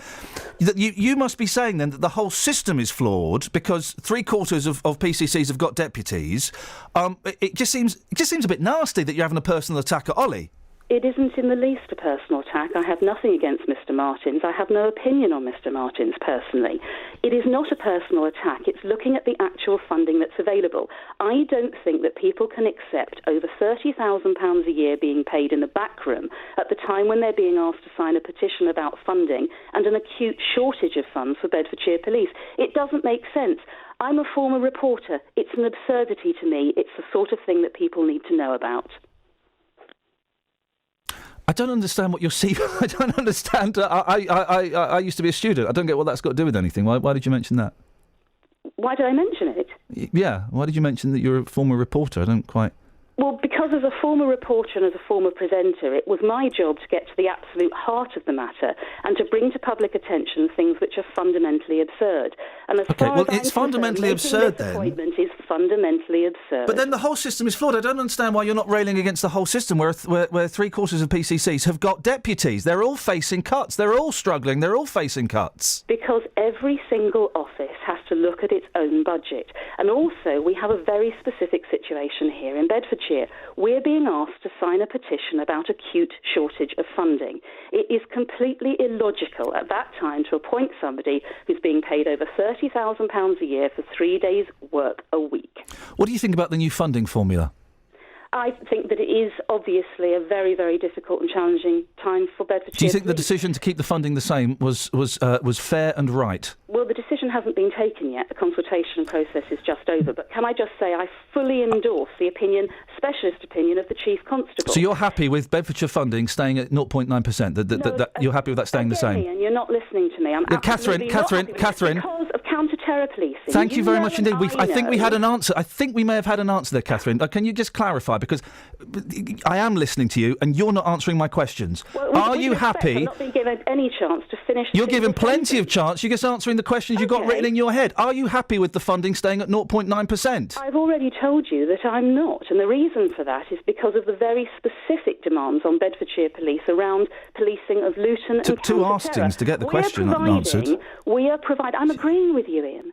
I am providing... No, you're not agreeing with anything because I've not given you an opinion. I'm asking. If I'm a PCC in Bedfordshire, like Bedfordshire Police's Chief Constable, we would be having to provide an umbrella of security for the capital and for UK PLC on the basis of what council taxpayers are paying and on the basis of the share of national police funding.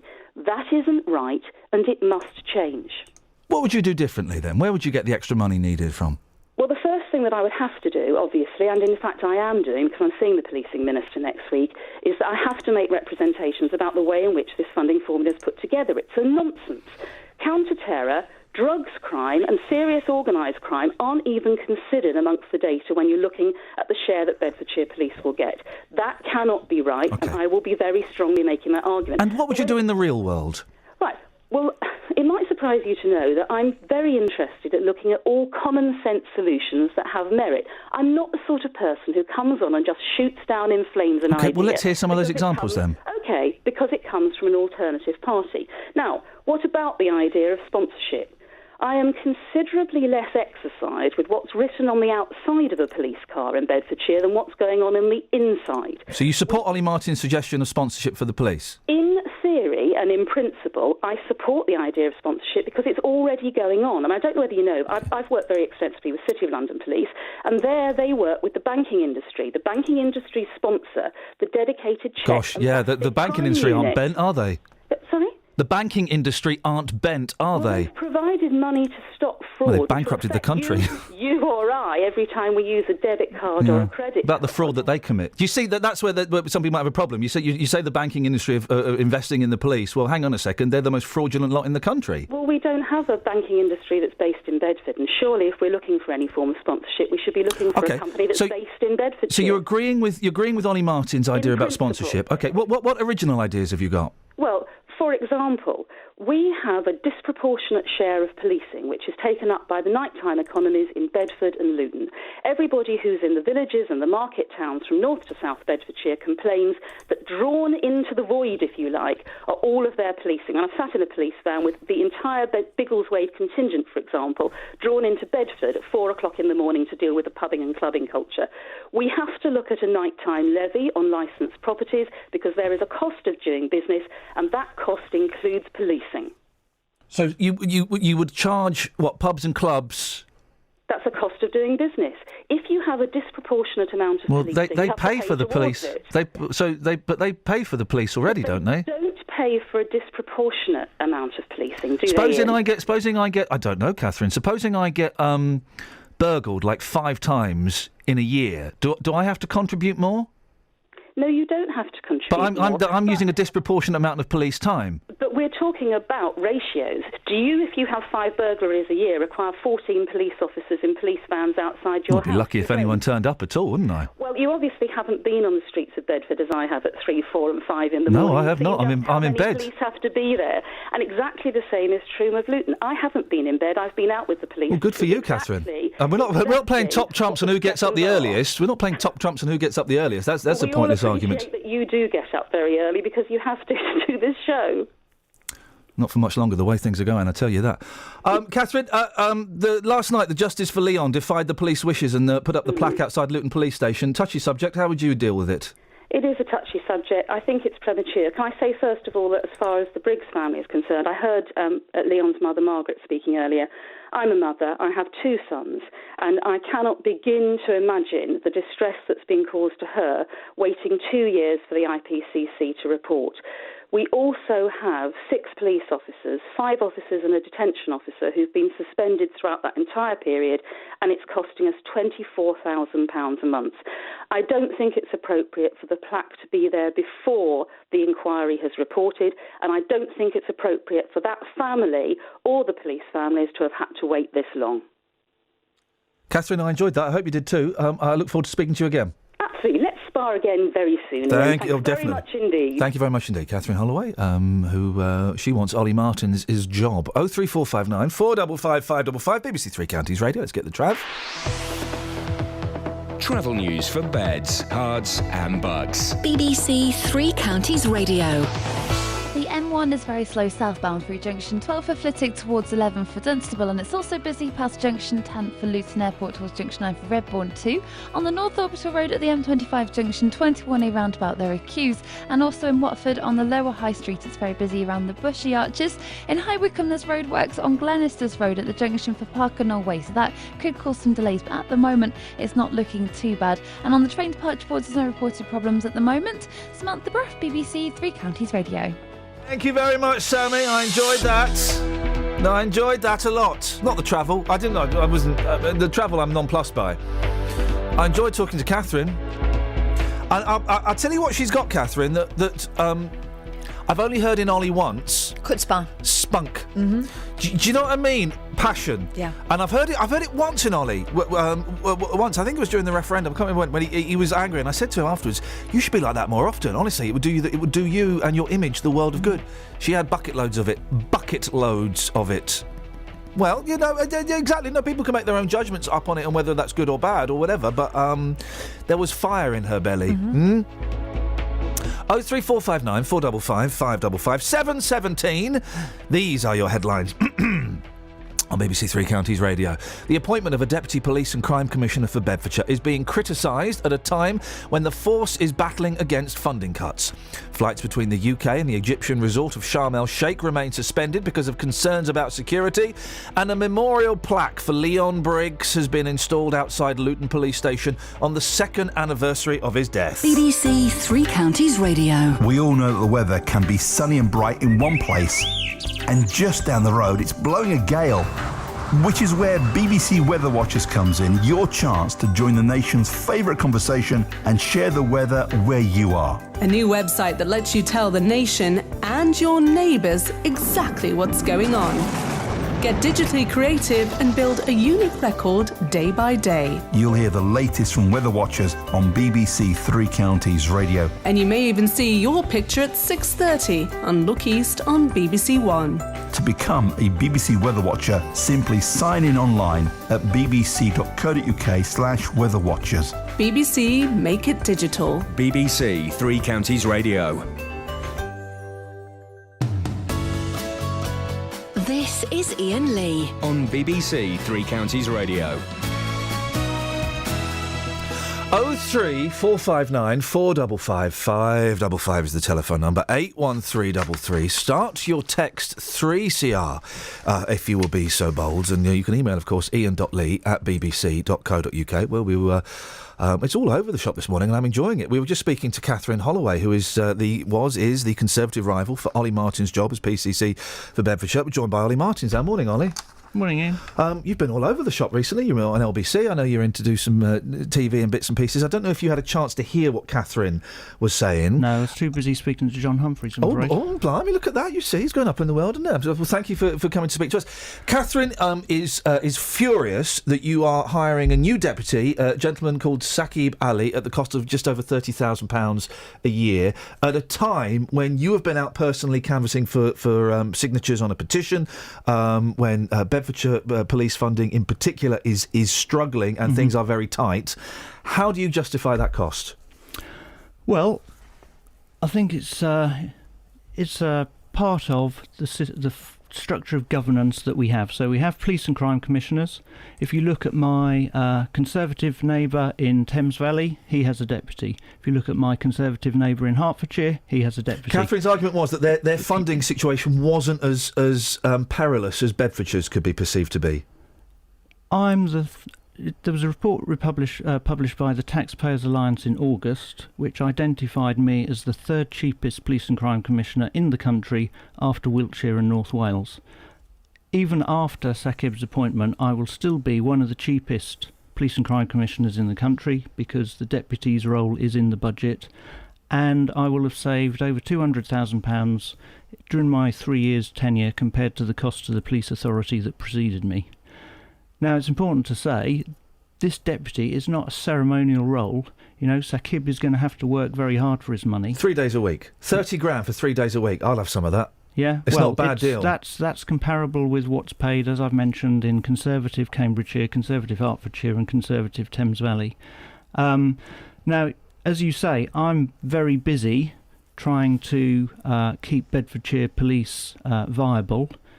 But there's more to the role of Police and Crime Commissioner than just trying to sort the force's finances out, and that's the bit that at the moment isn't getting looked after. You know, one of the ways in which we keep the force viable is through the collaboration that we're doing with Hertfordshire and Cambridgeshire. Yeah.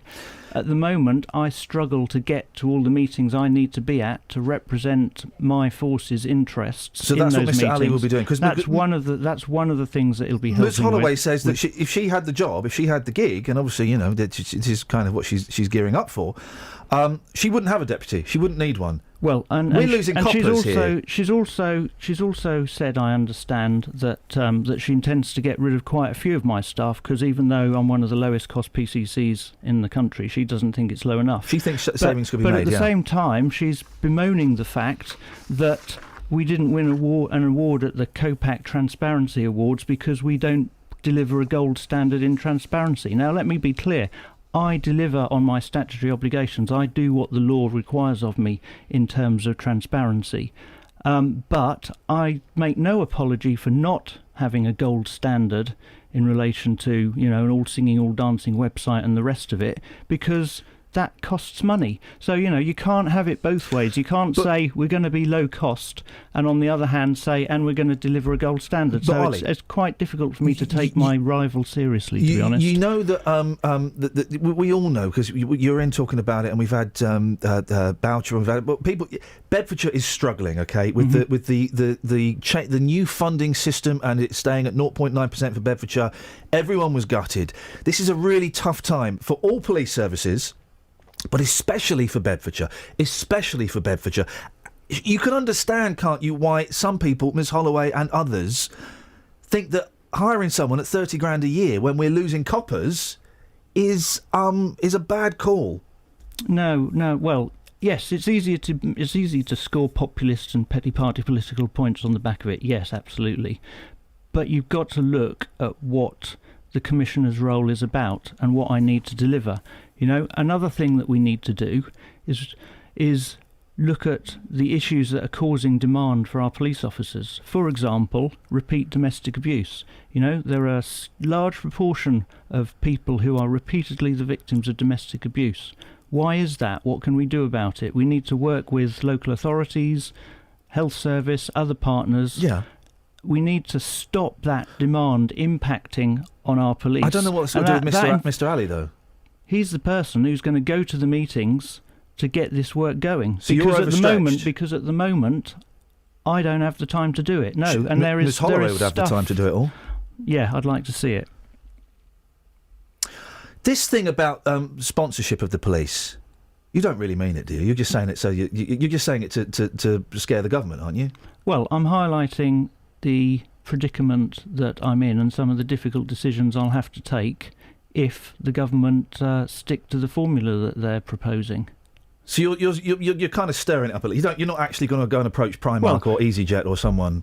No, if it boils down to, I can do sponsorship and I can max out on the speed cameras, and that can help me keep 50 cops that I would otherwise have to reduce the force size by, then absolutely I will do that. You know, my responsibility is to keep the county as safe as I can, and if that's what I have to do in order to keep the force size where it is, because you know we've got a ridiculously low level of police officers, 169 per 100,000 population, national average 232, and the Met have 388 for dealing with the sort of problems that we're having to deal with. You know, the 4th highest level of gun crime per head, 5th highest level of burglary, robbery, vehicle crime, 7th highest level of knife crime, a terror threat, and a serious organised crime problem. And we don't have the cops that we need to deal with it.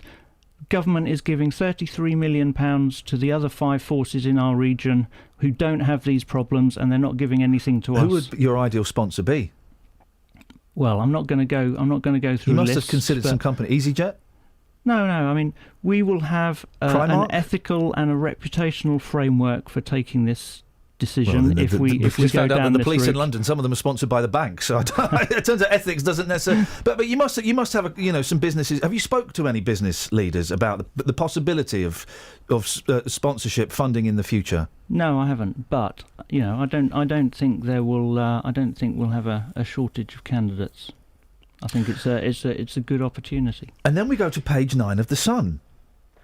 This is you. A police plan to raise extra revenues from M1 safety cameras goes against a pledge on the force's own website not to use them to rake in funds. Motor pay madness. And basically, the story is that you have suggested that you will turn on all the speed cameras between junction 10 and junction 13 of the M1 so that you can raise £1 million. Is this true? Yes. Yeah. And again, if that's what I have to do to protect 25 police officers, so I don't have to reduce the force by 25 police officers, then that's what I'll do. The where is it? Ex-Met Commander John O'Connor, this is from The Sun, blasted you, saying it's not fair on the motorist. This risks the public losing respect for law enforcement because it's morally indefensible. Oh, so it's morally defensible to break the speed limit? Is that a former cop arguing that? Is it? It would appear so, yes. Oh well, that's a rather unusual position for a police officer to be taking. It's stupid, greedy, he continues, and makes a mockery of the law. It shows the contempt in which the public are held by authorities, by you. You're holding the public in contempt, according to this gentleman. This is a Metropolitan Police officer where they're used to having 388 police officers per 100,000 compared to our 169. Perhaps if that police officer would like to come to Bedfordshire and see what our police officers are delivering, how hard they have to work, how overstretched they are, he might change his opinion. Are you worried, Ollie, because you have been in the... We've got a friend texting me saying, hey, Ollie Martin's just been mentioned on LBC. Are you worried that because these may seem like good ideas, these may be good ideas, once they get in the hands of certain parts of the press, shall we say, certain phone-in hosts or certain newspapers, are you not worried that you start to become a laughingstock? I'm just focused on what my job is, which is to do the best I can to keep Bedfordshire Police viable and to keep the people of the county safe. I don't think I would be doing my job unless I exhaust all the options I've got to keep the number of cops that we've got. You know, I go out with our cops, I see how overstretched they are, how they're relentlessly going from shout to shout, how they, you know, there's lengths they go to try and keep people safe. And then I also listen to the public in the county who are saying, where are our police? Why is nothing happening about this drug dealing we're reporting? You know, so I get it from both sides, and it's all saying to me that Bedfordshire Police is getting very close to that point where it is no longer a viable police force, and I will do everything that I can to keep that day away. How much longer you got until you're up for re-election? May. You going to run again? That's my plan. You are? Yeah. You're not had enough of this? Is this the job? Is this the gig that you imagined it would be when you took it? Well, I've had to think.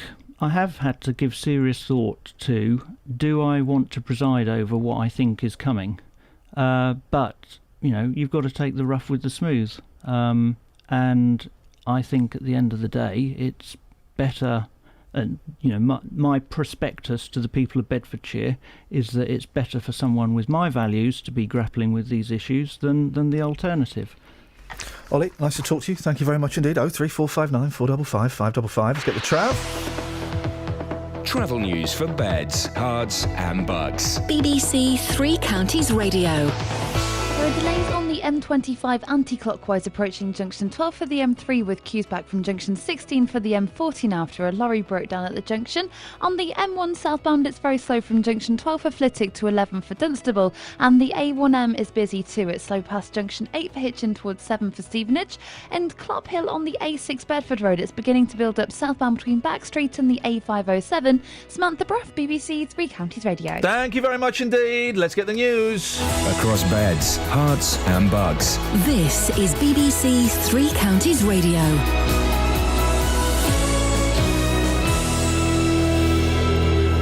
It's 7:30. I'm Simon Oxley. The appointment of a Deputy Police and Crime Commissioner for Bedfordshire is being criticised at a time when the force is battling against funding cuts. Flights between the UK and the Egyptian resort of Sharm el-Sheikh remain suspended because of concerns about security. And a memorial plaque for Leon Briggs has been installed outside Luton Police Station on the second anniversary of his death, against police advice. Three Counties Sport. BBC Three Counties Radio. England's hopes of winning the third test against Pakistan have collapsed on the final day in Sharjah. England started on 46 for 2, chasing 284 to win, but collapsed to 59 for 6 inside half an hour. A short while ago, England were 96 for 6, with captain Alistair Cook 45 not out. In the Champions League, Willian's late winner gave Chelsea a much-needed 2-1 victory over Dinamo Kiev. Relief for Jose Mourinho. To qualify, we didn't need a win, so was not a drama. The 1-1 was not a drama. But I think by the mental point of view was important, a reaction to a negative moment. But Arsenal's qualification is out of their own hands after a 5-1 thrashing away to Bayern Munich. Here's manager Arsene Wenger. We made things quite easy for them with our defensive performance. When we went forward, we every time looked we could create chances, and we had chances, but with a defensive performance like that, you go nowhere. Tonight in the Europa League, Liverpool are away to Rubin Kazan, Tottenham host Anderlecht. QPR have sacked head coach Chris Ramsey, with former manager Neil Warnock placed in temporary charge. Stevenage striker Adam Marriott continued his comeback from injury with a goal in last night's 3-0 win at Welwyn Garden City in the Hearts Senior Cup. And Andy Murray is through to the third round of the Paris Masters. His next opponent is the Belgian David Goffin, a warm-up for this month's likely meeting in the Davis Cup final. BBC Three Counties News and Sport. The next full bulletin is at 8. This is Iain Lee on BBC Three Counties Radio. Local and vocal across beds, hearts and bucks. This is Iain Lee. BBC Three Counties Radio.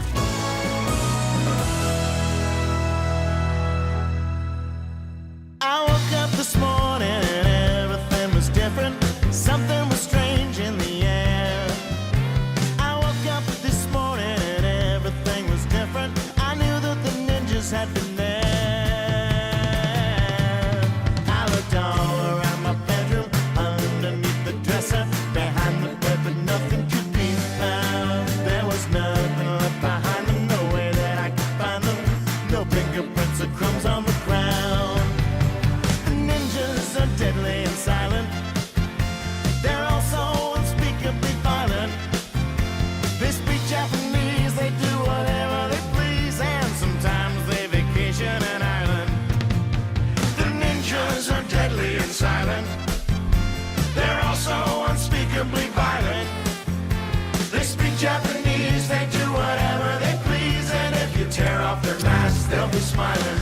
Lots of. Well, I enjoyed that 30 minutes. We were speaking to Catherine, and a couple of people I've blocked. I can see on this other screen. Listen to me. She wasn't answering the questions. When she answered the questions, we moved on. It was fine. Don't come on here with script, guys. But I thought Catherine was excellent and handled herself very, very well. Then we had Ollie Martin speaking about it. Do you want to read some of these texts? Yeah, let's. Go on. Alan in Linslade, I don't see what's wrong with an oil company or car manufacturer sponsoring the police. The banks sponsor the police in London to deal with fraud. Does anybody not see how insane that is? They brought the country to its knees. Go and arrest them. If I was a police officer, I wouldn't want that on my uniform. You talk about how, we don't want, supposing that you have EasyJet sponsoring the police officers and then they'd let off EasyJet employees. Would anyone wonder why they're turning a blind eye in the golden, what do they call it? The hot mile, the horny mile, the golden mile, the bank mile, the square mile, the city. The city. Go on, read this one from Dan in Bedford. It doesn't make any sense at all. It's an insane text from a lawbreaker. Once again, motorists used as bloody cash cows. Make the criminals' fines larger, i.e. burglars, muggers, etc. Dan of Bedford. No, don't break the speed limit. Don't break the speed limit. You've only got yourselves to blame. I have 9 points on my licence. Whose fault is it? This guy's. My fault. Completely my fault. Pat in Houghton Regis has sent you a long text, but he's also rung you up, so why don't you speak to him in person? All right, he's on fader too. Morning, Patrick. Good morning, Ian. What you got for us, boss? God, I'm so fed up with, these political appointments that we got in the police force, the PCCs. They're meant to be non-political, and all we're hearing is politics all the time being played with our police officers. It was always going to be the way, wasn't it? It was always going to be the way. I remember when I kind of started here at Three Counties that they were gearing up for the elections and all of this. And people were saying, it's a non-political role. It's a non-political role. By the way, this is Ollie Martins from Labour, and this is David Lloyd. He's got a Conservative background. It was always going to be that way. And I've appointed someone from Labour again as my deputy. It's making the police force a mockery all the way through. I don't understand. I don't know the intricacies of how the PCC works, but I don't necessarily see the problem of having a deputy. If it makes the force more efficient, sometimes you have to spend more to create efficiency.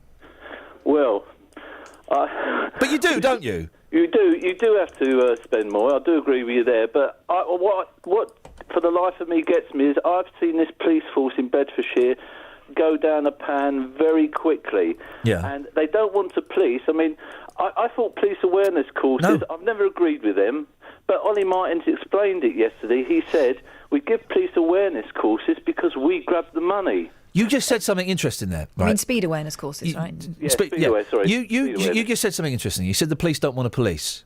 Yeah. Of course they do. Of course, what ridiculous thing to say. Of course the police want to police. Of course they want to police. They want to stop crimes and they want to get crooks in prison and they want to stop rapes and drug dealing. Of course they want to do that.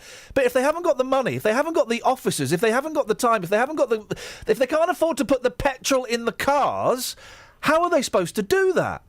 Well, all I can say to you is I took your advice when you... I'll never take my advice, Pat. I haven't got a clue what's going on. The off-road motorbikes, you said, you've got to report it, Pat, you've got to report it. So I reported one yesterday. The response was, we're not going to chase them because they've got no crash helmet on, so Don't matter. Keep reporting it. You have to keep reporting it, otherwise it won't show up in their figures. No, they won't. But what it means is, in 2-3 months' time, when we get them on and they say, well, we haven't had any incidents reported, you can then come on and say, right, well, I reported it on October the 30th and November the 3rd. Those things will now be logged. The confidence is going in. Honestly, the confidence is going in. But that's not Ollie Martins' fault, is it? Well, Ollie Martins... It's the government that's making the cuts to the police service. Well, if you talk to some of the police officers in Bedfordshire, they won't make a comment on Ollie Martins because they're really down on what's happening with their police force. He's not leading them. He's not leading them at all. He's not meant to lead them. I don't think it's the role No, of the... he holds them accountable. He's the checks and balances man. Yeah, but if he holds them to account, he's not doing a very good job, is he? Because we're getting substations closed down. The public are being pushed No. But you've just... Anybody else that was in his job would probably have to close those substations down because there's no money. They've got like another 20 million quid worth of cuts coming. 20 million quid! You think things are tough now, Pat? You wait and see what it's like in 2 years' time. I can't wait that long. Yeah, I don't think any of us are going to be waiting that long. We'll get to Zena in a second. Zena's been very patient. She's the guest on our next story. We'll get to her in a second, I promise. Let me just speak to Dennis first. Morning, Dennis. Good morning. What you got for us, boss? First of all, why the hell do we need these people in the first place? Even which people? Holly, Immigrants? Even Holly. What's wrong with the police chief that we used to have? The only thing I can suggest is they have a lottery, a weekly lottery, and they take the winnings. Oh, yeah, like a raffle or something. And it can be a police raffle, not to advertise anybody else, but the police. Do the police still have balls, in your opinion, Dennis? Do they have balls? Yeah, you know they used to have like big events where they would get like. Oh yeah. They would sell tickets so you could see the policeman's balls. They right. Yes. They were very expensive balls, actually. Yeah. Did you ever see any policeman's balls? No, not anymore. Okay. Well, thank you very much indeed, Dennis. Just about on the right side, maybe nudged over a little bit. But they did, didn't they? The policeman's bowls. They used to have. I've only heard tell. I've never seen one. Love to go. It's so childish. Right, come on. This is Iain Lee. On BBC Three Counties Radio. So childish. My poor next guest has had to sit through such tosh. She's very patient. Thank you, Zena. Residents who moved to a new development near Bedford just for the train station say after years of waiting, well, they're disappointed it hasn't been built and there's still no date for it. It was initially due to be ready in spring, then it was delayed until December, but work hasn't even started. Zena Herbert moved to Wixham's 3 years ago. She joins me now. Morning, Zena. Oh, no, you're on that fader. Sorry, Zena. Morning. Listen, I really appreciate your patience. I know we've kind of moved you all over the shop, so thank you very much indeed. Fine, that's fine. You moved to Wixham's 3 years ago. Whereabouts did you come from? I came from Morecambe in the northwest. Oh, beautiful, beautiful. And am I right thinking that one of the main reasons you came was because of this promise of the station was very important, wasn't it? Yes, indeed. I share with a family friend who has Asperger's syndrome, and he can't use the buses. He doesn't drive, he can't use the buses, but he can use the train. Right. And so we thought if we came to Wixham's, then he would be able to either walk or bike to the station and get the train and go to Cambridge to the Fitzwilliam or go down to London to the V&A, that he would have mobility, that he would have some independence of being able to move about, not driving and not being able to use the buses. This, of course, is totally ludicrous. He can't go anywhere, and he's trapped in the house and trapped here at Wixham's. And so I feel very badly about it. So he's unable to go and do any of these things because of this lack of train station? Unless I take him, he can't go anywhere. He can go out of the house and walk round the lake and walk back again, and that's it. When you moved into Wixham's, Zena, how long before you were expecting to get the train station? What were you told when you signed up for this? I thought it would be about 18 months. Right. That we would see the work starting. And we agreed between us that would be all right. We could manage for 18 months playing dot and carry with me, taking him here and there. Yeah. But, of course, I work. And so that has to fit around what I do. And have you had any what's the communication been? It's Gallagher's Estates are the company that have kind of built this estate. Network Rail... Basically, every time we go to one of them, they say, no, go and speak to the other person. What's your communication been with either Gallagher or Network Rail? That's been exactly what's happened. I haven't contacted Network Rail myself, and I've been to a couple of meetings where Gallagher's people have been there, and they say, oh, well, it's going to cost a great deal more than we anticipated. But I would have thought that when you forward plan, you factor in the fact that costs do go up. That isn't exactly accountancy wizardry, is it? And also kind of tough. You know, tough if it's gone up. You if you're selling something and you know, one of the key factors is there's going to be a train station, well, you've got to find the money to get that train station. Exactly. I understand the planning permission has expired now. Oh, it's said to have been reapplied for, but it's very difficult to get any concrete information. Yeah, well, I know my team yesterday were frantically making phone calls and getting, you know, they had a day. You must be, you know, you've had years of it. What's the plan, Zeno? Are you going to stay there? Are you able to stay there? I'm thinking to move because for anybody, if you were just stuck in the house and could only go out as far as your feet could carry you, how would you feel after 3 years? You'd be banging your head on the walls, wouldn't you? You paint a very powerful picture. I really appreciate your time, and I wish you and your friend the best of luck, and I hope that it gets resolved for you, you know, one way or another, whether that involves moving or a train station miraculously appearing one day. That's fine. Thank you, Zena. Thank you, Iain. Thank you very much indeed. There we go, Zena Herbert. How frustrating. How frustrating. You promised a train station as part of the package. Yep.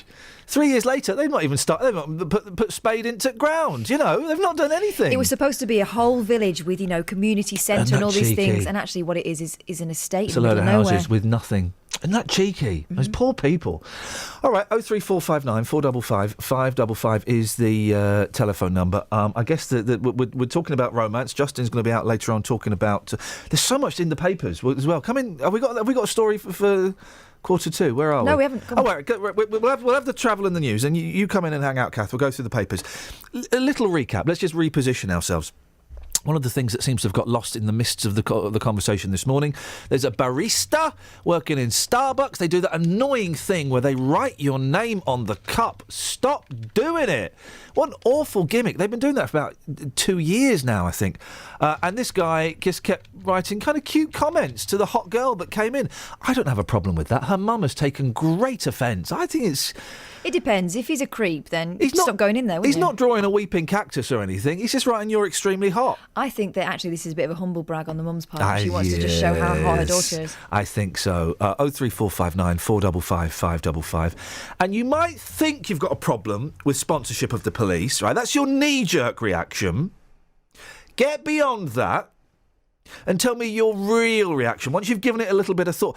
No problem. I don't have a problem at all with the police being sponsored or all of the speed cameras on the M1 being turned on to raise a few quid. What's the problem? 03459 455 555. Travel news for beds, cards and bugs. BBC Three Counties Radio. On the M25, there's a lane closed anti-clockwise at junction 12 for the M3, which is causing a delay from junction 16 for the M40. On the A40 Western Avenue, it's very busy too, heading into London from the Swakeleys roundabout in Uxbridge towards Gypsy Corner in Acton. And on the Amersham Road in Beaconsfield, it's looking very busy southbound now on the speed sensors between Longbottom Lane and the A40 London Road. In Cheshunt, the A10 slow southbound between the New River Training Estate and the M25 junction 25 for Enfield. And on the A1 southbound, approaching the Black Cat roundabout, it's very busy now from the St Neots junction, but there's no reported problems on the trains at the moment. Samantha Bruff, BBC Three Counties Radio. Thank you very much indeed.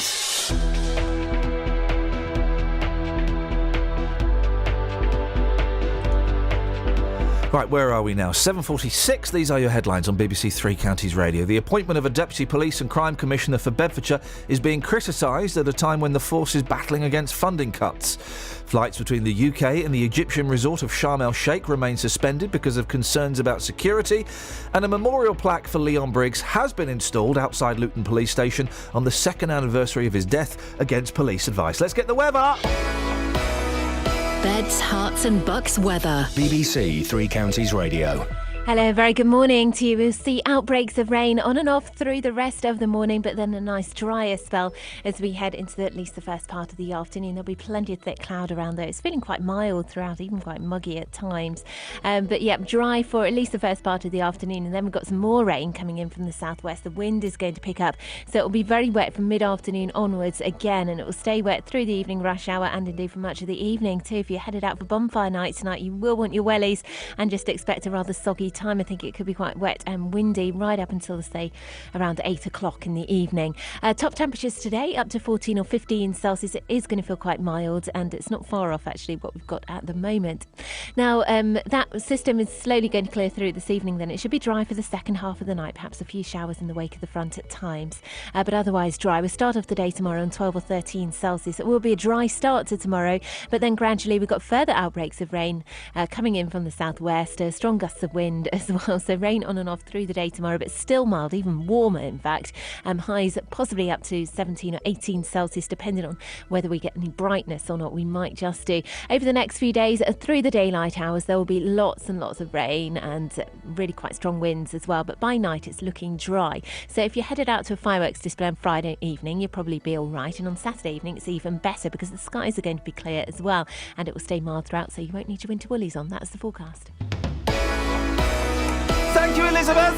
Nick Coffer on BBC Three Counties Radio. History coming up very shortly with the brilliant Dan Hill. He's a local historian. Swordsworth, amongst other things, has got quite a rich history. As it's further east, there is a lot more influence with regards to things like air raids. Weekdays from 12. Great music as well coming up here on BBC Three Counties Radio. Freddie Mercury, the Great Pretender. Go West as well on its way. First though, his T-Rex. Nick Coffer.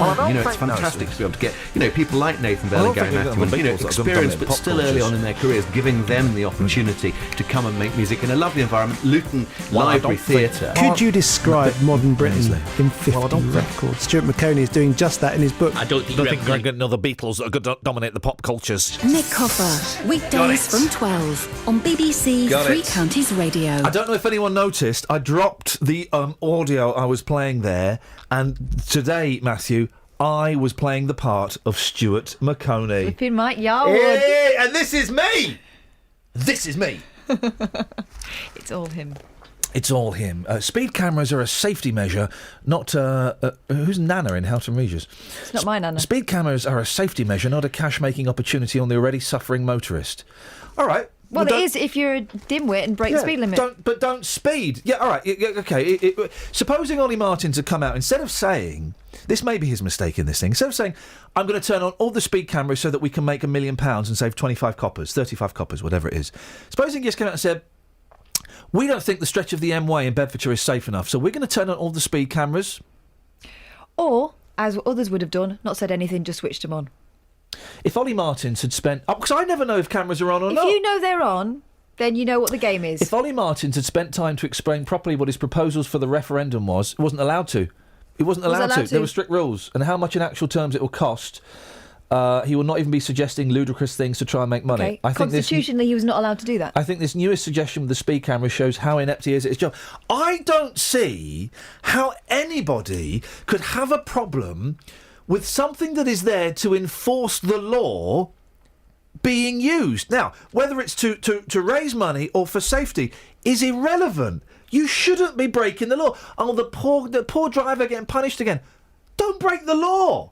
It's that you may not agree with the 70 mile per hour speed limit, but that's the law. How can anyone object to that? Honestly, all of these people, poor motorists being picked on again. No. You've got a problem with petrol and tax on petrol. That's a different thing altogether. You have no choice about that. You have a choice about how heavy you put your foot down. Don't break the law. Don't do 80. Don't do 90. Do 70. Do 70 miles an hour or up to 70 miles an hour. It's a limit, not a target.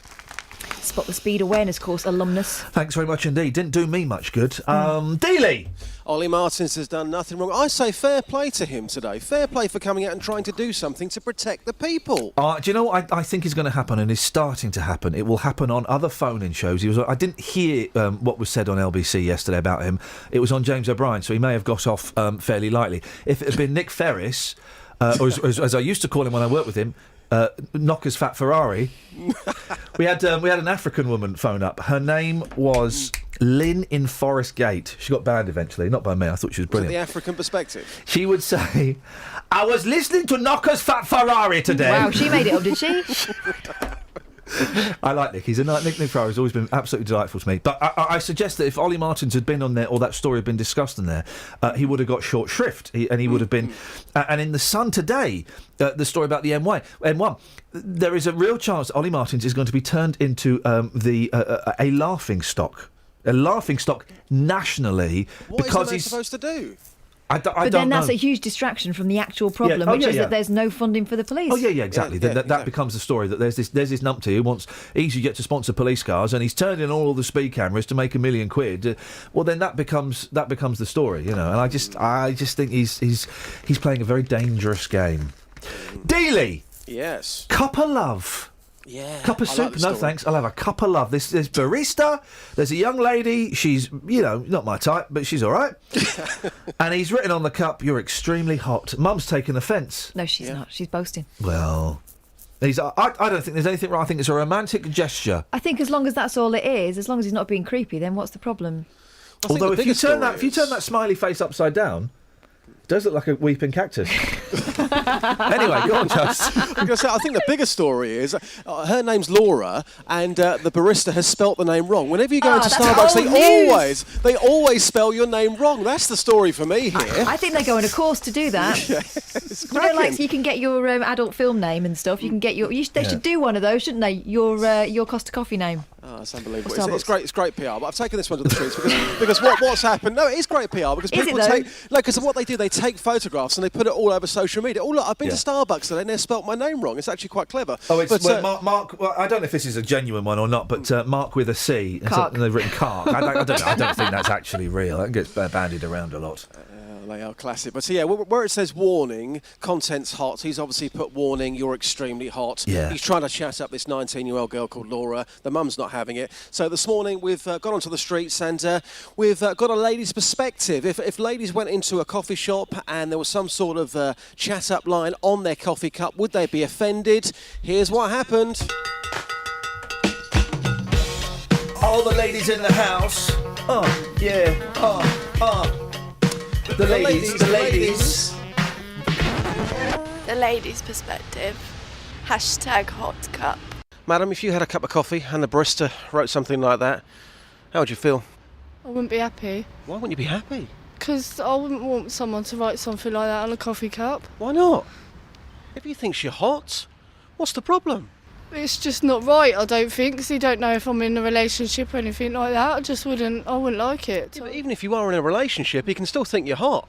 Well, I suppose that's up to him. Yeah. Keep it to himself, though. Would you go to the counter and say, "Oi, what do you think you're doing?" Yeah. And be honest. Yeah. Well, come on, what is your problem? What is your beef? You can't give a girl a compliment these days. I wouldn't be happy with it, no. So, okay, can I ask a really nosy question? Are you with somebody? Yeah. Okay. How did he make the first move on you? Because I can imagine you being offended by... I did. You did? Yeah. How would that make you feel, madam? Bit uncomfortable. Why? Well, how does he know you're hot anyway? He's got eyes. If he thinks you're hot and he says on the cup you're hot, what's the problem? Well, it's not... it is a problem. You wouldn't like it at all? No, I wouldn't. No. Would you complain? No, probably not, but that's just... You probably wouldn't go back though, would you? No, I wouldn't, no. No. Thanks for being honest. It's a little bit corny though, isn't it, really? A little bit cheesy. It'll make you feel good though. Surely isn't life about feeling good? Make you feel better, definitely, 100%. Let's get the Slovakian perspective. Madam, if you went into a coffee shop and the barista said that you were hot on the cup, how would that make you feel? Speaking on behalf of yourself and your nation. Thank you. Oh. Thank you, madam. And lastly, a word from a local barista. Would he do the same? If she really liked coffee and like me as well, why not? You're a player. I can't say nothing else. I think your words say it all. Thank you very much. Thanks, mate. I think I know that barista. Is he the one that twinkled at me and Kelly? Is he the one that thought you were a boy? It's it's a different one. I've not seen this one before, but yeah, we are. Coffee and like her, yeah. I'm a little bit concerned, Justin, because Catherine and I are going to Slovakia. That's the reception. In about a month, we're taking 2 days off. We're going to Slovakia. Yeah. Are they all like that? Are they all as friendly as that woman? I mean, I thought, to be quite honest with you, I thought it was quite a tame question for the streets. She was highly offended by that and told me in no uncertain terms where to go. Wowzers, we need to be very. Just, I'm being. I must have missed something in the show earlier on. Okay, we're being. By the way, that picture. It turns out it's posted on my mate's Facebook page. I didn't realise it's called. How do I say? Sugar London. Sugar London. Change sugar to a 4-letter word beginning with S. My mate Patrick, who writes books called Sugar London, and basically it's just like the worst aspects of London. And I suggest that the Facebook page is well worth a look. Probably not safe for work. I'm getting harassed on Twitter. Did you admit that you put your CDs in your kitchen? No, I don't put my... Where's this come from? It's your profile picture. Oh, is it? Yeah. Let's have a little look. Hang on a minute. But oh, yeah, why have you got your CDs in your kitchen? I haven't got my CDs in the kitchen. I can see a cooker and I can see CDs. Is it a bedsit? No, it's not a bedsit. It's a flat. So you've got it's like a studio. So you've got the kitchen and the lounging one. It's a bedsit. Not a bedsit. Studio flat. Are you squatting? No, I'm not squatting. I just like music, all right? Just leave it there. Why have you both got your coats on indoors? You won't feel the benefit. Is that because you're squatting or because you're going to have to do a midnight flit? What is going on? Why are you squatting, Justin? Listen, I've got a spare room, mate. You can come and kip at mine. You can't bring the missus because it would just get confusing. But I'm sure we can find something for her. But you can come and kip. Please don't go squatting, mate. Okay. Please don't put your CDs in my kitchen either. Thanks for being there for me. Absolute pleasure, player. Travel news for beds, cards and bugs. BBC Three Counties Radio. There are delays on the M25 anti-clockwise from junction 17 from Maple Cross to 12 for the M3 after a lorry's broken down there and another lorry has broken down in the queues, adding to the delays. On the A40 Western Avenue into London, it's slow from the Swakeleys roundabout towards the Gypsy Corner in Acton through Greenford and Hanger Lane. And in Amersham, on Amersham Road in Beaconsfield, it's very busy southbound between Longbottom Lane and the A40. On the A1, it's slow southbound approaching the Black Cat roundabout from the St Neots junction. And on the train departure boards, there are no major delays showing up at the moment. Samantha Bruff, BBC Three Counties Radio. Sammy, thank you very much indeed. We're all if there's any Slovakians listening who'd like to redress the Slovakian balance, it's 1-0 to Slovakia at the moment in terms of, well, asked a simple question and told to flip you. I mean, really, guys. If you want to big your country up, Slovakians, 03 459 455 555. Sponsorship of police. I don't really have a massive problem with it, and I don't think you do either. We'll talk more after the news with Simon. Local and vocal across beds, hearts and bucks. This is BBC Three Counties Radio.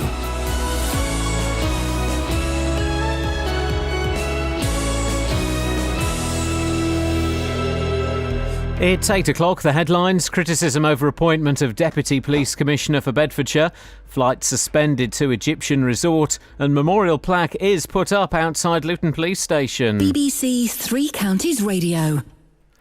The appointment of a Deputy Police and Crime Commissioner for Bedfordshire is being criticised. Saqib Ali's appointment is expected to be confirmed at the Police and Crime panel this evening. Commissioner Ollie Martin says the role is in the budget, but his Conservative opponent Catherine Holloway says it shouldn't be happening as the force battles funding cuts. We have a very specific situation here in Bedfordshire. We're being asked to sign a petition about acute shortage of funding. It is completely illogical at that time to appoint somebody who's being paid over £30,000 a year for 3 days' work a week. The government suspended all flights between the UK and Sharm el-Sheikh in Egypt because of concerns about security at the resort's airport. They include EasyJet flights to and from London Luton Airport. The holiday company Thomson, which has its headquarters in Luton, says it's cancelled all outbound flights to Sharm el-Sheikh up until Thursday, the 12th of November. The government believes a bomb may have caused a Russian passenger plane to crash shortly after takeoff on Saturday. More from Chris Mason. British officials sent to Sharm el-Sheikh airport by the government yesterday concluded last night that whilst the Egyptian authorities had stepped up their efforts to improve security procedures, they remained inadequate. So no flights will leave Sharm el-Sheikh for the UK today, nor set off from here to the resort. But it's hoped flights could leave there, potentially as early as tomorrow. British staff will now oversee the security of the flights to the UK that will eventually be allowed to leave Sharm. A memorial plaque for Leon Briggs has been installed outside Luton Police Station on the second anniversary of his death against police advice. Mr Briggs died in police custody in November 2013. Bedfordshire Police had told the family to postpone the plaque going up and say no decision has yet been made about taking it down. Leon's mum, Margaret, was at the plaque's unveiling. Well, we think it's great that we had so much support tonight. They can't get back my trust because they told me the other night they were going to let us put the plaque up. We just would not speak to them again. Residents living in Wixham's off the A6 between Luton and Bedford say they're disappointed that a planned train station is still no closer to being built. Work started on the development in 2007. The train station was due to be completed this year. Developers Gallagher Estates say they're working with Network Rail. Zena Herbert moved to Wixham's 3 years ago from Lancashire. I've been to a couple of meetings where Gallagher's people have been there, and they say, oh, well, it's going to cost a great deal more than we anticipated.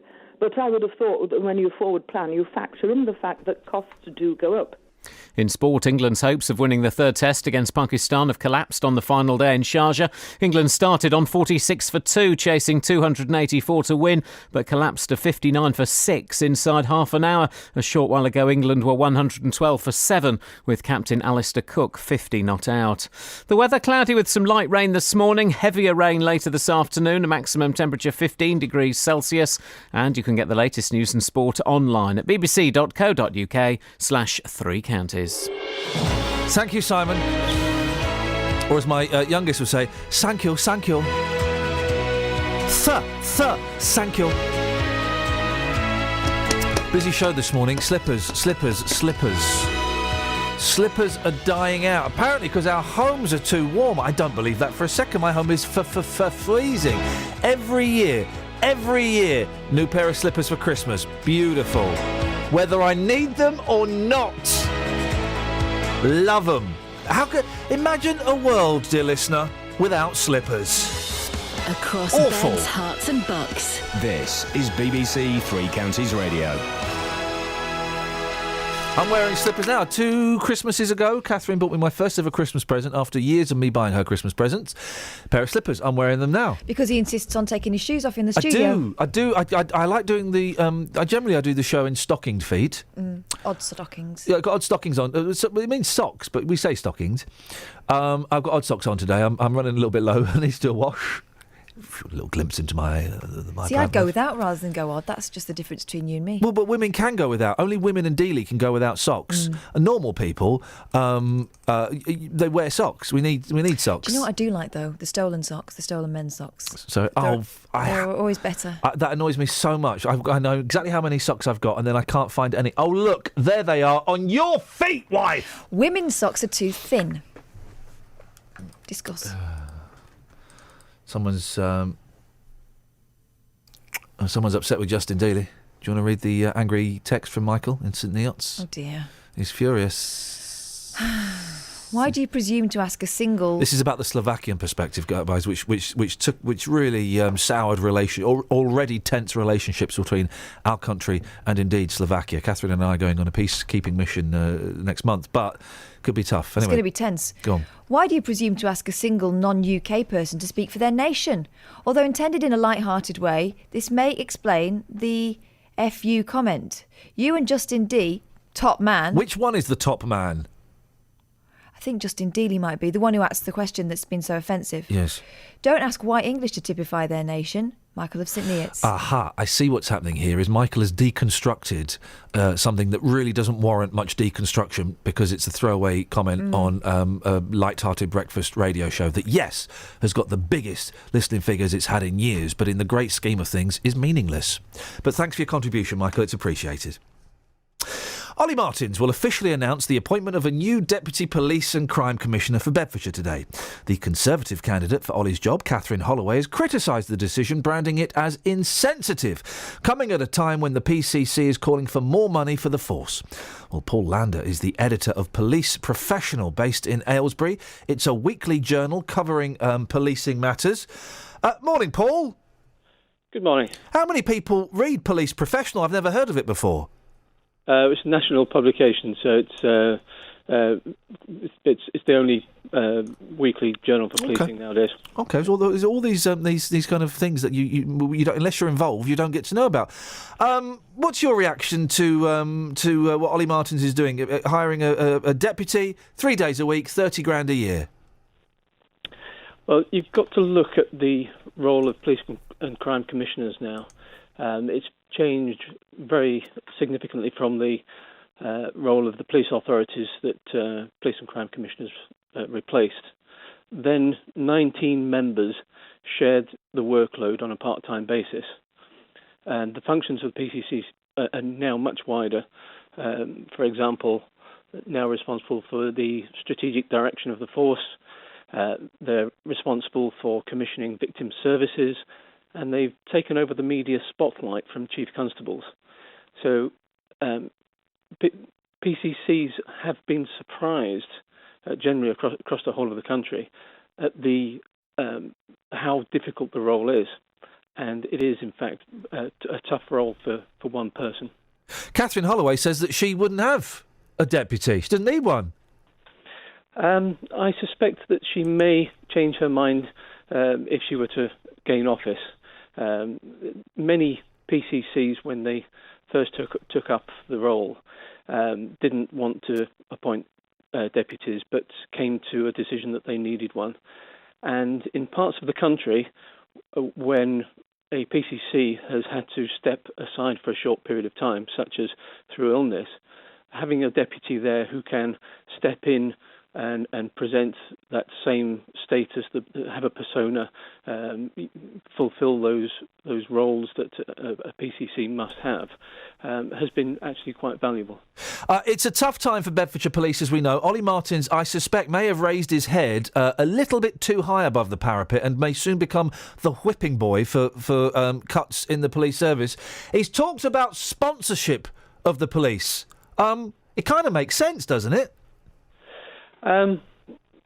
It's quite a controversial proposal, and I'm not sure how well that will be perceived, having sponsorship of various aspects of policing. But the police have sought funding in various ways, income generation through sponsorship of various bits of bobs, conferences and particular roles. But I'm not sure how this particular proposal would actually come to fruition. Final question, Paul. Do policemen still have big balls? You always used to get, the policeman's balls and things. Do they still happen? No, as such, in the age of austerity, because they were fundraisers, weren't they? And they were for to keep spirits up and to raise a few quid. I've not been involved, or I've not been around when these particular so-called police balls have been around. But I don't think they've been a major part of policing. Okay, all right, Paul. Listen, I really appreciate your thoughts this morning. Thank you very much indeed. If anyone has ever seen a policeman's balls, I would love to, honestly, because I don't know. I know that I don't know what happened in there. Was it all a little bit risque? Did they make inappropriate jokes? No, lots of jokes were made about them, of course, weren't they? Well, who would do that? There was, of course, the Amnesty International did the secret policeman's ball, which had nothing to do with the police. Okay, that was Monty Python recreating the Dead Parrot sketch, and there's a very funny sketch with Rowan Atkinson interviewing Elton John. Oh. I remember that. I remember it being very funny. These things generally don't stand the test of time. There's a very funny Peter Cook sketch. He was the only person that wrote something new. Everyone was doing like their greatest hits, like not the 9 o'clock news, and Monty Python doing their greatest hits. And Peter Cook rocked up, absolutely steaming, and said, "I've written something," and it was brilliant. Anyway, but if anyone's ever has in any way been involved with policemen and their balls, I can keep doing this gag all morning, Catherine. I know you can. All morning. Oh, that's why I did the face. I know you did. And that's why I'm leaning off mic and doing a little comic aside. I don't think the listener can hear this. Good, I hope they can't, because I'm going to say something quite rude in a minute. OK, well, thanks very much indeed. 03459 455 555 is the telephone number. If you want to give us a call, you're more than welcome to. So slippers. Now, this is properly important, right? Because Dealey's... probably going to offend somebody by going out and talking about it. You would think that slippers, right, Catherine, is going to be... Good morning, Danny, you all right? Yep. You're a young man. Well spotted. Nice. All right. Do you wear slippers? Yes. Oh, really? I do. What type? Moccasins? No, they haven't got any back on them. Oh, a mule. Is that what that is? Yeah, I've got those. Like the kind you get... Did you get them free from a hotel? No, my nan got them for me. Ba-ba-ba-da-ba. My nan got them for me. Ba-ba-da-bum. My nan got them for me. A lucky boy. That was funnier than it should have been. I made myself laugh. So, I don't like the slippers at the back. So I like ones you put your foot is encased. The problem with those, of course, is that the back of them, if you tread on them too much, the back goes limp. If it's raining as well, your foot gets wet. What are you wearing them outdoors for? You crazy man? That's the only time I use them, to go outside. Well, no. That's when you use shoes. You're a junkie or something? Are you high? Are you high on like a drug or something? No. Slippers are for indoors. No, you've got to take the recycling out and it's raining. You don't want to go in. Wellies on. Flipping it. Wellies, Sometimes I go out in the garden in my slippers and I get a So do I, but it feels naughty. I get a right roll. I do it in tippy toe. Yes. And then I come into the kitchen. I take big strides so that the muddy patches are really far apart, so that hopefully no one will notice. They won't realise it's foot shaped. But slippers are an indoor They're an indoor footwear. They're an indoor footwear. Don't wear slippers indoors. You get out of bed, you put your slippers on, you go for a whittle, you get back, they're beautiful. Mine have been at the front door for about 2 years. I barely wear them. Mate, people like you really offend me. Good. Well, slipper sales are down, guys. Oh, no. How long do you have your slippers for? Do you wear them until they fall off, or do you get a new pair every year at Christmas? I actually lied to her. I said I get a new pair at Christmas. Since my mum has not been well enough to do the Christmas shopping for the last few years, I tend to get a new pair, like, maybe every 2 years. Sometimes I'll treat myself, though. Yeah. I'll go into Marx's. Marx's do the best slippers, without a shadow of a doubt. Them's Marx's. Are they Marx's? The other ones are Marx's. Slippers and pants, Marx's. Socks, Marx's. Clothes, no. Go Gap or something, isn't it? Probably Gap. Wow, you're so trendy. Thank you so much. It's like working with Gok. Well, by the way, Gap keeps sending me 40% off vouchers. They do. They're very needy, Gap, aren't They're they? very voucher friendly. I mean, I keep deleting them, but I might get myself a new cup. Anyway.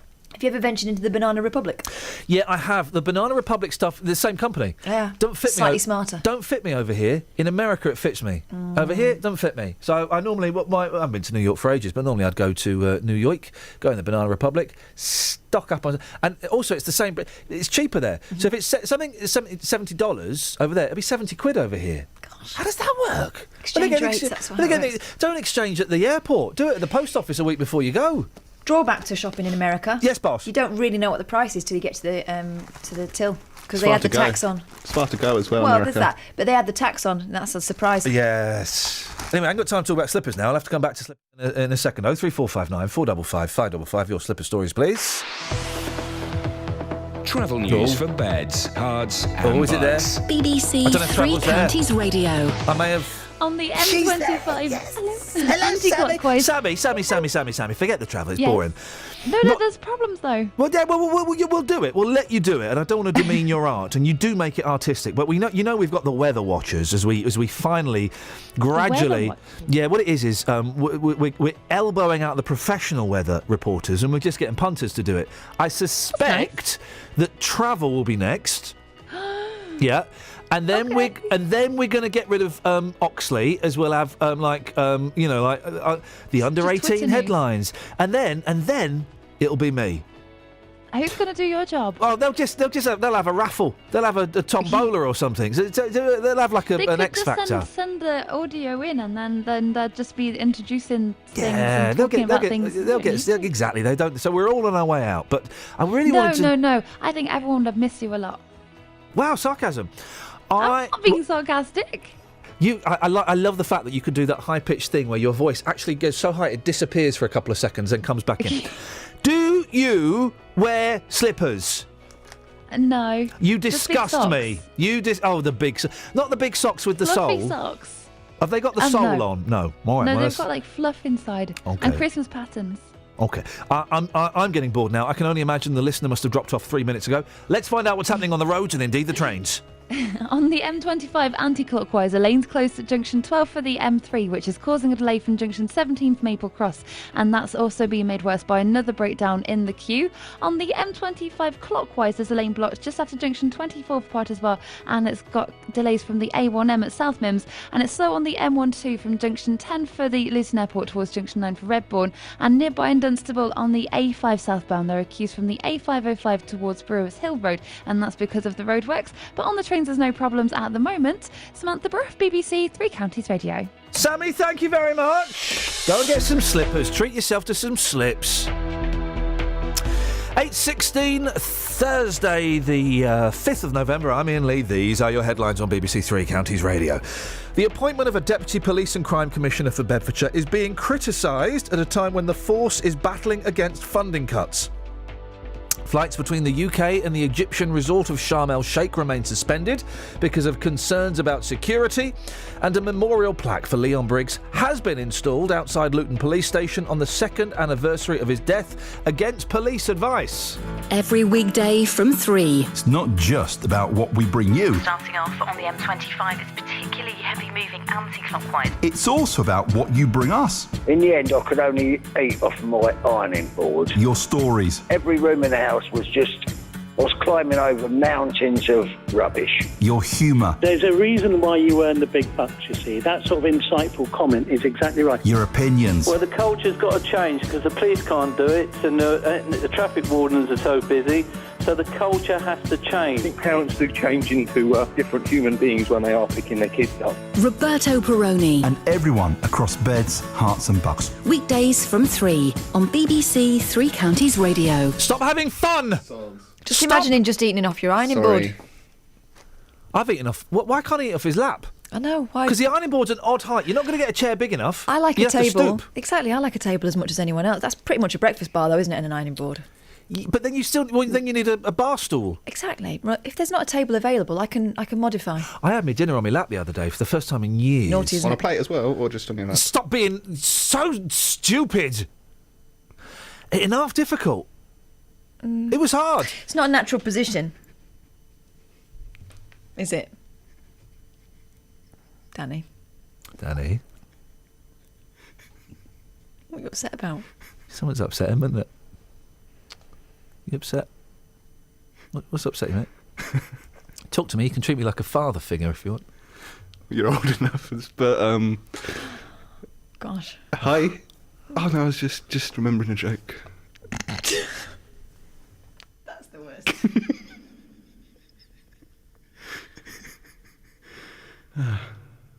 It's gone all lonely now. Just me. I'll just talk to you about things. Don't really like cats. This is Iain Lee. On BBC Three Counties Radio. I think we've just found a new feature. Inside Danny's mind.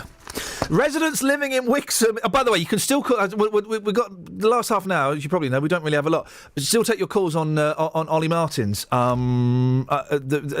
don't think there's necessarily. I think the outrage about him hiring a deputy is slightly contrived by opposing forces, because we're going to start getting points trying to be scored, because he said the election's in May as to whether I'm surprised he said he's going to run again. But the election for the PCC is in May, so we're going to start getting bits and pieces. I think the deputy thing is a slightly missing the point. I think the stories are the sponsorship of the police, McCoppers, and the turning on of the speed cameras on the M1. I genuinely. I can understand why some people would think sponsorship might be inappropriate and it's controversial. Yeah. I can understand why it's controversial. Can you imagine PCSOs sponsored by Can't Believe It's Not Butter? I can't believe they're not coppers. Exactly. Oh! I cannot, for the life of me, understand how anybody could be annoyed with speed cameras being turned on. Unless they're those people who reckon, and I think it is reckoning, as in chinny reckon, that they can't drive at speed without looking at the speedo the whole time, that it's impossible to do so. I cannot get my head around the poor picked-on driver being... No. If you get fined, it's because you've broken the law. The other thing Deal with it. They have to tell you when there's a speed camera there, so you know what the rules of the game are, and yet you continue to try and gamble. Well, that's kind of your fault. Honestly, I do not think that the controversy of sponsorship, I can understand why it's controversial. Personally, I think it's quite a good idea, but... the speed cameras, I cannot see how anyone, apart from criminals, could be upset by the speed cameras being turned on all along the M1. I think that we've been force-fed this argument that it's not fair, the speed camera, for such a long time that some people believe it. 03459, we'll take your calls on that. 03459 455 555. Right, residents living in Wixham's in Bedfordshire say after years of waiting, they're still no clearer to knowing when a train station's going to be built. You know what's... Catherine, you know what's going to happen in Wixham's, don't you? They're going to wait 3 years for a train station, then 3 are going to arrive at once. Oh, why's that? It was initially due to be ready in spring this year and then delayed until December, but work hasn't even started. Don't know when it's due, don't know what it's going to cost, don't know why it's been delayed. The team were phoning yesterday and they couldn't get any answers whatsoever. I suspect my next guest will have as little information as we've got. It's Elstow Parish Councillor Tony Hare. Morning, Tony. Good morning to you, Iain. This story is incredible. Am I right? You were involved in the initial planning for the station. I was, yes. How long ago was that? Beg pardon? How long ago was that? 99. Really? 16 years ago? Yeah. Do we have any idea what the hell is going on? Well, no, there was the very last information we had was back in 2011 when there was a full planning application submitted and passed, and that was for a 4-platform station, which was a far bigger station than was originally agreed back in 99, 2002, that sort of period. But what's happened since then, of course, nothing.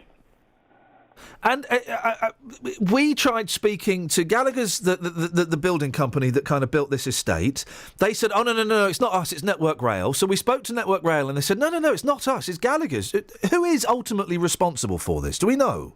Well, going back into which I've been doing, going back into all the old paperwork, it is most definitely the liability of Gallagher's. It's their requirement to build it. It was part of the 106 agreement. But that was altered about 6-7 years ago, mainly due to the downturn. But it's still really down to them. I understood back in 2002 that they had £12 million set aside to build this station, or the 2-platform station. Yeah. But I mean, as I say, since then it's increased in size. And other alterations have been done to it as well, which I would have thought the people in Wixham's ought to really have a look at. What alterations do you think should concern the residents? Drop-off facilities that had been agreed as a one-way system, which was quite nice. But now they have a number of different parking and just a single road there and back. Well, if you've got buses going out to the station, and for them to all turn round on a roundabout, it's not going to be that easy. Tony, you may not know the answer to this, but we spoke to a resident of Wixham's earlier who suggested that the planning permission has now expired. Is that correct? It is. Theoretically, it will expire next year. Right. Okay. Next April. This train station ain't going to get built, is it? I am sensing and sniffing out. Fobbing off that this is what I make up, Tony, that the train station is now way more expensive than Gallagher's ever imagined it would be. They haven't got the money for it, and they don't want to do it. I mean, without a shadow of a doubt, there's going to be a huge funding shortfall. As I said to you earlier, they had only set aside £12 million back in 13 years ago. Yeah. Of course, since then they've increased the size of the station and altered various factors about the external areas of the station. And I think the cost is going to way exceed 50 million. Do you think, I know this is just us, making up stuff, and if Gallagher's want to prove us wrong, wonderful. Do you think this train station's ever going to happen? Back in the early days, when they were all very keen to do it, and it was going to be built as a Phase 1 project, which was the first village, and then they'd have an extension road and then build the station. But of course, as you're right, it seems to have just slipped everybody's mind, which I think is shocking. Yeah, it is, isn't it? And those, those residents that have moved there on the promise of a train station, they've been betrayed. Tony, I really appreciate you looking through your old documents and coming on this morning to talk about it. Thank you, Elstow Parish Councillor Tony Hare. Gallagher's, if you want to prove me wrong, but that train station's never going to come, is it? That's never going to get built. Surely. Why don't you just come out and say, you know what? We haven't got the money for it. I'm sorry. Prove me wrong, Gallagher's. Prove me wrong. 03459 455 555. Sheila's on the line. Good morning, Sheila. Good morning. You probably think this is quite strange. I would like 3 speed cameras put up on the opposite parts of my road. I live in a cross area. Yeah. And years ago they put up a yellow box, which means as I come out the road, I have to make sure I go through the traffic lights at the right time. Yeah. And they said the reason was because there'd been accidents. Not that I know about it. Oh, yeah, here's the thing. They can only put cameras up on roads that aren't motorways and those signs that warn that there's a bend coming up if, I think, 2 people have died. Yeah, that's a fact. I haven't heard of anybody died. However, what it means is that the other 3 areas where the lights are, they have no yellow little boxes, but they're the ones that are committing the offences, if you see what I mean. Because I wait for it to go green, and as it goes green, the people are still coming round the corner. So hang on a minute. So I'm trying to picture it, and I can't because I was looking at Twitter. Think of a crossways. Yes, crossroads. But slightly out of sync. Yep. So you have to sort of go a little bit left or a little bit right. Yes. with a main road coming through. Right. We are the off-road, one of the off-roads, and we've got the camera. Right. You want it round the other way? I want it on all of the others. But do you drive? Yes, I do. Of course I do. Jeff. Sorry. No, you do. So you do drive, but what about all these hard done by drivers that are getting punished and penalised again? Well, it would make a change because they're the ones that are now committing the offences. We're not committing the offences. Exactly, ladies and gentlemen. Thank you very much indeed, Sheena. 03459 455 555. There's no argument. There can't be an argument. Can someone give me a decent argument in the last 30 minutes of the show as to why the speed cameras on the M1 should not be turned on? There isn't an argument. Well, it's punishing the driver. No, it's punishing the speeding driver who's breaking the law. That's all it's doing. Oh, and by the way, it might get us another 25 coppers. There's no decent argument against it. 03459 455 555. Travel news for beds, cards and bugs. BBC Three Counties Radio. On the M25, there's a lane closed anti-clockwise at junction 12 for the M3, which is causing a queue from junction 17 for Maple Cross, and it's being made worse by a second breakdown in the queues. Clockwise on the M25, and there's a lane blocked just after junction 24 for Potters Bar, which is causing a delay from the A1M. And on the M1, it's slow southbound between junction 12 for Flitwick and 11 for Dunstable. Also on the A5 in both directions in Hotcliffe, there are queues at Woburn Road, particularly slow from Dunstable Road, and the A1 is busy southbound approaching the Black Cat roundabout from the St Neots junction. There's no reported problems on the trains at the moment though. Samantha Bruff, BBC Three Counties Radio. Sammy, thank you very much indeed. Last 30 minutes of the show. It's a weird one. The best ones often are.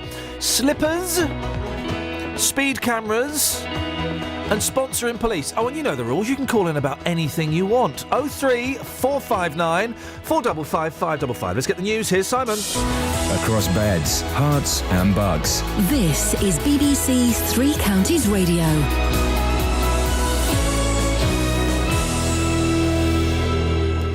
It's 8:30. The headlines. The appointment of a Deputy Police and Crime Commissioner for Bedfordshire is being criticised at a time when the force is battling against funding cuts. Meanwhile, Commissioner Ollie Martins is continuing to defend his comments about potentially using cameras on the M1 in Bedfordshire to strictly enforce the 70 miles per hour limit to raise more funds. The government says it expects that British tourists stranded in the Egyptian resort of Sharm el-Sheikh will begin to be flown home from tomorrow. All flights between the UK and the airport are currently suspended, and a memorial plaque for Leon Briggs has been installed outside Luton Police Station on the second anniversary of his death against police advice. Three Counties Sports. BBC Three Counties Radio. England's hopes of winning the third test against Pakistan have collapsed on the final day in Sharjah. England started on 46 for 2, chasing 284 to win, but collapsed to 59 for 6 inside half an hour. At lunch, England are 120 for 7, with captain Alistair Cook 50 not out. In the Champions League, Willian's late winner gave Chelsea a much-needed 2-1 victory over Dynamo Kiev. Jose Mourinho says the support at Stamford Bridge meant a lot. Today comes in a moment where the results are not good. The fans, they listen pundits, commentators, opinions. Today they try to say, we want you here. And probably they want also to say to all of you, let him work. But Arsenal's qualification is out of their own hands after a 5-1 thrashing away to Bayern Munich. His manager Arsene Wenger. My memory is not good enough to tell you in 19 years if it's a worse performance. It certainly will not remain in my memory for anything positive. We have still a chance to qualify. It's a small chance, but there is a real one. Tonight in the Europa League, Liverpool are away to Rubin Kazan. Tottenham host Anderlecht. QPR have sacked head coach Chris Ramsey, with former manager Neil Warnock placed in temporary charge. Stevenage striker Adam Marriott continued his comeback from injury with a goal in last night's 3-0 win at Welling Garden City in the Hearts Senior Cup. And Andy Murray's through to the third round of the Paris Masters. His next opponent is the Belgian David Goffin, a warm-up for this month's likely meeting in the Davis Cup final. BBC Three Counties News and Sport. The next full bulletin at 9. 1, 2, 3 and 4 more make 7. 6 is afraid of 7, 'cause 7, 8, 9. 9 was minding his business, talking to 10 about Gordie Howe's clothes. Why 7, 8, 9? Nobody knows. 1, 2, 3, 4, 5, 6, 7, 8, 10. What about 9? 7, 8, 9. Oh, the cat'll have to live with 8 lives now. Ronaldo will have to make do. Ever since 7, 8, 9 seems I've got an extra finger and an extra toe too. 7, 8, 9. Once upon a time in our solar system, we couldn't make do without 9. But Pluto's not a planet now, so 8'll do fine. Oh, the cat'll have to do with 8 lives now. The Chinese will be out of luck. Vampires will have to think of some other method, cause without their K9s, how will they suck? 7, 8, 9. 1, 2, 3, 4, 5, 6, 7, 8, 10. What about 9? 7, 8, 9. 7, 8, 9. 7, 8, 9. Oh, 7, 8, 9. Yes, Graham. Morning, Ian. Morning, Graham. What you got? How about speed cameras? Yeah. In Northamptonshire, they're turned off because they said that they couldn't afford to process all the fines and all that. So on the M1, why aren't they turned on already to get the money in? I reckon it's because they can't afford to process all the fines and tickets to go out. That's why they're not on. No. But it's not gonna. It's not. They'll make money though. But that's why they're turned off. No, but they'll make money. They'll make money. But they don't.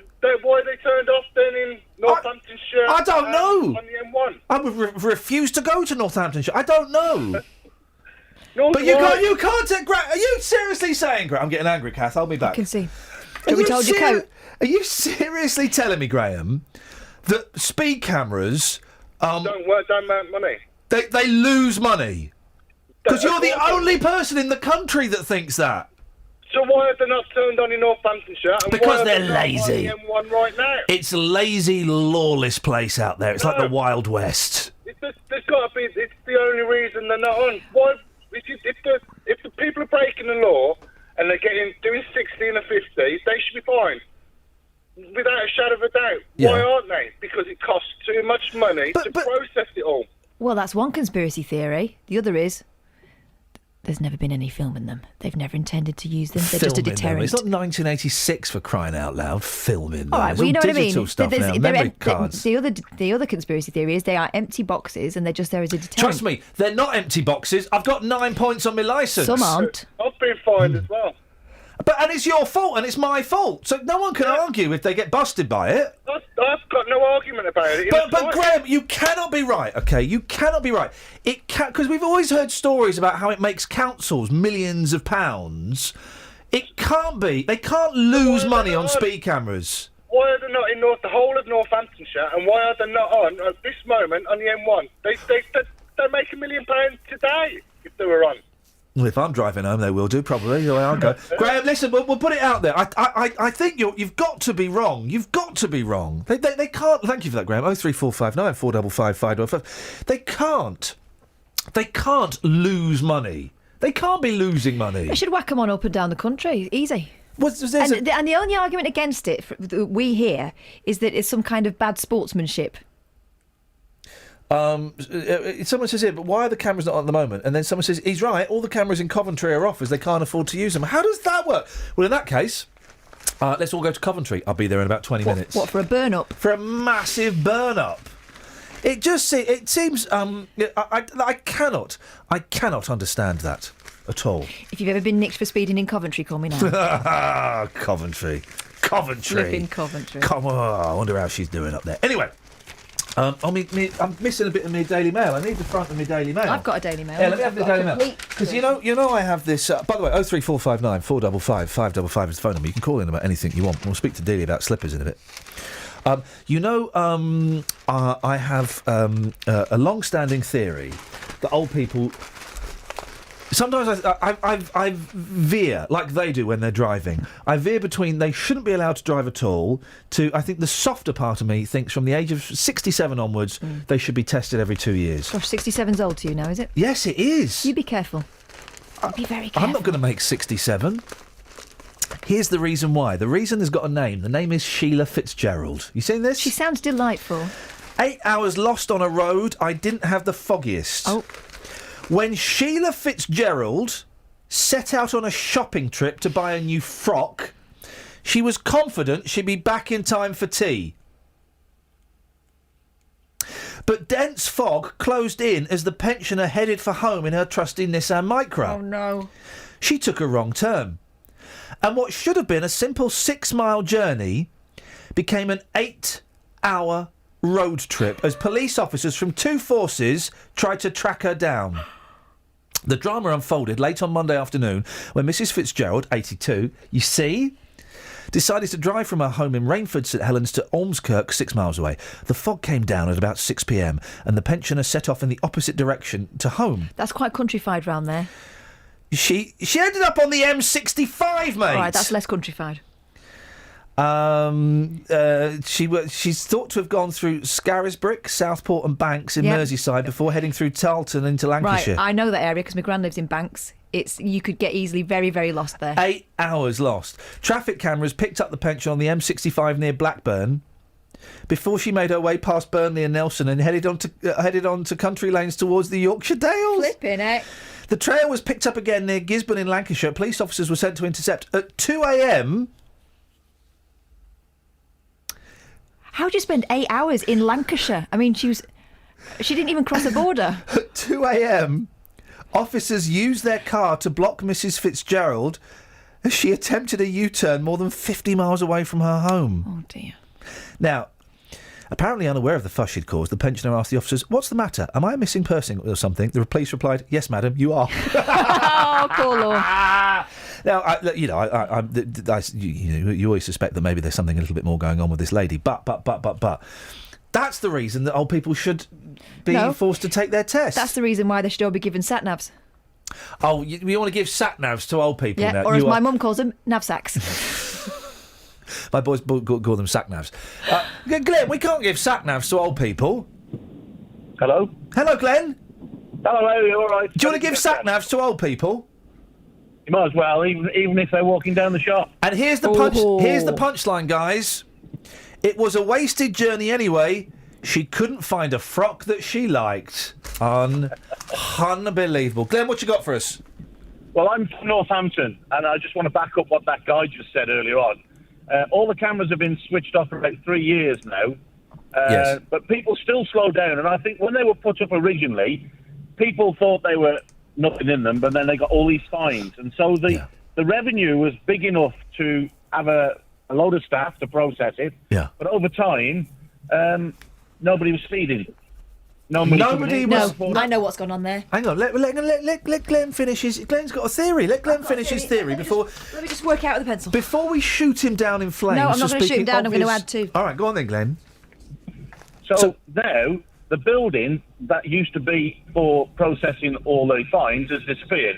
Right. It's something else now. Yeah. But people still slow down. There's not even any... There's about 2 mobile speed units that are strategically placed in a few How come I've got 9 points then? Well, I don't know.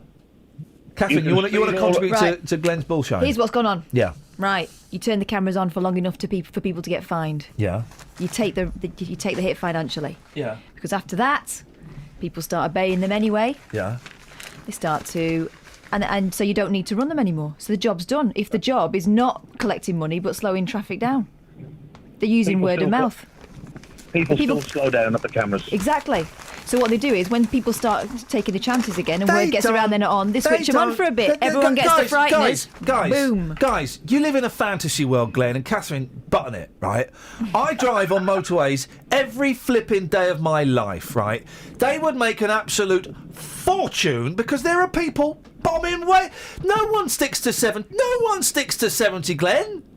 Well, that's why it's unfair, I think, 70 mile an hour. I think there should Oh, good. Here we go. It's unfair. Why is it unfair, Glenneth? Well, because cars are so much different now. They can stop on a threatening bit now, and it's not like, the old cars that used to take half a mile to slow down. Yeah, but the law is 70 miles an hour, right? So stick to the law. Go and have a debate in Parliament and go and get a petition online if you want to change it. But the law is 70 miles per hour. Stick to it. Well, besides which, if you change it to 80, right, people start doing 90. Because that's but what people on the are other like hand- with chances. Yeah, but then if everybody stuck to 70 mile an hour, no revenue. So what they do then is switch and make them 60. You know, you'd have these. No, they're not going to do it. But you're living in a fantasy world where they're having to lower the speed limit to make money. No. But no one sticks to 70. No one sticks to 70. Glenn, you're if you were here, I'd give you a slap with that newspaper around the And then head. I'd apologise profusely and said, please don't sue us. No one sticks to 70. It doesn't happen. It doesn't happen. 03459 455 555. I have to for legal reasons. Yeah. Still waiting for the. Don't mention it. No, I'm not. I'm hoping that they've. I'm hoping. Maybe it's cost too much to process. That they have forgotten. Here we go. I'm gonna get a little bit. I'm gonna get a little bit boring now. But do you mind? We're doing a phone in about speed cameras. I can do this. Millions of people. I'm so smug. I'm changing my electricity and my gas. Boom. Like every other week, I'm changing it. Too much time in your hands. Millions. It doesn't take much time. That's the thing. It takes 3 minutes. Millions of people. What are you going to do with 3 minutes? Millions of people are still paying over the odds for gas and electricity, despite the government urging consumers to switch providers. Figures show 75% of customers pay £54 more a year on electricity deals. I am changing. I've signed up to one of them switchy things, right? And I get an email every week saying, we found you a better deal on the electricity that we found you 6 months ago. Boom. I log in. Yeah, right. You go in, you type in a few details. Brilliant. You've changed. I have gone from spending a shed load of money on gas and electricity to spending. Now I'm down to like 68 quid a month, right? Then I got an email saying, "Oh, we can get it down to 43 quid a month." Beautiful. I'm quids in. Why would anyone? Why go and do it now? No. Why? I don't do that stuff. I do water. That's mine. Oh, for crying out! You can't change water. Water's the same. I know, that's It's all why it's Thames. Make me want to puke. Honestly, I'm not in charge of that. That's the one thing I let him do. Oh, do it! Travel news for beds, cards and bugs. BBC Three Counties Radio. On the M25, the lane's closed anti-clockwise at junction 12 for the M3 and it's causing a really long delay back from junction 18 for Chorleywood, even almost reaching Watford. On the clockwise M25, 2 lanes are closed at junction 24 for Potter's Bar because of an accident involving several cars. It's being recovered at the moment and it's causing delays from junction 22 for St Albans. In Borehamwood, it's slow on the A1 southbound from the M25 at South Mims towards the Stirling Corner. And in Milton Keynes on Grafton Street, that's been closed in both directions between the Grove Way and Watling Street because of an accident involving 2 cars, so it's causing delays between the A5 and Bletchley because it's by the Stadium MK. On the A1, it's slow southbound approaching the Black Cat roundabout from the St Neots Junction. Samantha Bruff, BBC Three Counties Radio. Thank you, Sammy. 8:46, these are your headlines on BBC Three Counties Radio. The appointment of a Deputy Police and Crime Commissioner for Bedfordshire is being criticised at a time when the force is battling against funding cuts. Flights between the UK and the Egyptian resort of Sharm el-Sheikh remain suspended because of concerns about security, and a memorial plaque for Leon Briggs has been installed outside Luton Police Station on the 2nd anniversary of his death against police advice. Let's get the weather. Beds, Herts and Bucks weather. BBC Three Counties Radio. Hello, very good morning to you. It's a very mild start to the day. We've got a few outbreaks of rain around at the moment as well, but lots of dry weather too. There's quite a lot of cloud. It's feeling very mild, really very grey sort of day really. I don't think we'll get anything in the way of brightness, and there will be some heavier rain a bit later on as well, but a nice dry spell I think through the late morning into the first part of the afternoon. Then so from around 2 o'clock onwards, just after lunchtime basically, we'll start to get these heavier bursts of rain coming in on the very brisk southwesterly wind, so quite wet and windy to end the day. And this rain is going to last right through the evening rush hour for a good part of the evening as well, so it does threaten to be a rather soggy bonfire night ahead, and it will be quite windy at times too. Top temperatures today up to around 15 Celsius. It is going to feel mild, so you won't need all your hats, scarves, gloves, coat, all of that stuff on as you head out the door tonight, but you will need your rain stuff and you'll need your wellies as well. The rain probably clearing by around sort of 8 or 9 o'clock or so, just pushing off to the northeast there, and it should be dry at least for the second half of the night. Overnight lows of around 12 or or 13 degrees. A dry start to the day tomorrow, but there's more rain on the way. In fact, over the next few days, there'll be lots of rain through the daylight hours and quite windy at times too. But by night, it should be mostly dry. And certainly on Friday evening and on Saturday evening in particular, it looks like it should be dry for any fireworks displays that have been delayed until then. And on Saturday night, we have the added bonus that it will be clear as well. So good news there, but very wet and very windy through the day and staying mild throughout. That's the forecast. Local Live. Local Live is a live update service from the BBC. Live news, sport, weather and travel updates for beds, hearts and bucks. You can get the latest on more than 30 stories during the course of the day. Video, audio and the best of social media for where you live. You can have a much more dynamic, updated live news service than ever before. Wherever you are, from the BBC and beyond. One or two showers working their way in later on this afternoon. Local Live. Milton Keynes Dons secured a vital win as they beat Charlton 1-0 at Stadium MK. Online, on your mobile and on your tablet at bbc.co.uk/3 counties. The M1 southbound slow going 12 to 11. Local Live. bbc.co.uk/3 counties. Don't forget we do radio shows as well, guys. Teddy's on the line. Morning, Ted. Good morning. What you got for us, boss? Sympathies with the Starbucks guy. Oh, a little bit of romance. All he's done is they've got to do, and I don't know if Starbucks, the staff enjoy the humiliation of asking people for their names, but as well as writing, this young woman's name on the cup, he's also written "You're extremely hot." Yeah, I did something kind of similar. Uh-oh. I was working in a training camp, and a training camp. Where was this? Afghanistan? Yeah, it was kind of. It's the Army Cadet Force. Blimey. Okay. And there was a very pretty girl that I'd spotted, so I kept peeling the potatoes in the shape of winkles. Oh, thank you very romantic. much. There we go. It doesn't get. I mean, can I just say flowers, chocolates? Jonathan liked that one. Look, he enjoyed that one, didn't he? I mean, and how did it go? I've got to ask, Teddy. How did it go? I'm not sure she understood what the meaning was. Okay, thank you very much indeed. I think she did. I think she got it loud and clear there.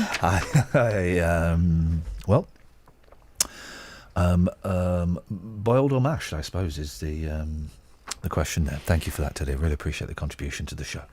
03459 455 555 is the... the milk tray man's back. Oh, listen, right? The milk tray man's back, right? Cadbury's are doing By the way, this... he deserves locking up. He does, he's a pervert. Yeah. Walking around in a balaclava. Intruder. He knows he shouldn't be doing it, otherwise he wouldn't be wearing that. Do you know what? We were when I was at college, right? Drama college, you're doing performing arts, right? And there was this... Drama club. And there was this Welsh teacher there called Byron Davis. What a Welsh name. Very quiet teacher. Didn't really have a lot to do with him, right? I don't remember what he was teaching, like plays and stuff, like acting, right? And then there was a rumour going around in the first year that he was the milk tray man. Right. And at the end of... I plucked up the coach and said, Byron, look, there's a rumour going around. I've got to ask, were you the original milk tray man? He went, yes, I was. And it was never spoken again. He was the original milk tray man. Google him. Byron Well, what do you mean you don't believe me? No. I believe him. He wasn't going to lie. He was the original milk tray man, just... Somebody's nominated me for the new milk tray man. You mean you've nominated yourself? No. A selection of ladies have nominated me. Yeah, because that's what's going on now. You know that this is the way forward, that everyone's voting, to do jobs that normally a professional would do. All that's coming up is a Conservative MP, and that's certainly not... Wow. Are you prepared, though, Justin, for, shinning up drain pipes and milk tray woman. Through ladies' windows and that? Well, that's only what I've done for years anyway, so it's fine. This time it's legal. Milk tray woman. Milk tray woman. Oh, I've got a polar neck. I could do it. There we go. Yeah, but you look a bit like her, tired and ragged. There's a picture of someone potentially being the milk tray woman. The more I think about Teddy's story about potatoes carved into winkles, the more I sympathise for that guy. He was just trying to get him. Some of us, Justin, we're not blessed like you. We don't know how to communicate to ladies. No, you just call me tired and ragged. Exactly. I suggest that's not a great approach. Exactly. You see, it doesn't. It's classic Bants, Justin. Slippers. You don't strike me as a slippers man. No, I haven't got a pair of slippers yet. Wow. My mum has tried to buy me some for Christmas at various points, and I've said, no, don't even go there. I bet you've got a silky kimono. Might have. Does your mum still buy your pants? No. Okay, I'm just asking. We've Ridiculous established question. What about your vests? No. We've established you live in a squat and your CDs are in your kitchen, so anything is possible in the Justin Dealey world. You've taken slippers to the streets, not literally, because you ain't bringing them back in the house. Yeah, you were talking about this earlier, because apparently slippers could be on the way out. Shock horror. They're dying out because apparently our homes are too warm, which is nonsense. Yeah, that's rubbish. Everything is improved by wearing a pair of slippers, but they are dying out. Yeah, and to a lot of people, this is a very, very sad day that we could be talking about the end of slippers. So I've taken this one to the streets. A couple of interesting perspectives coming up here. Some people are very passionate about their slippers. Here's what happened on the streets.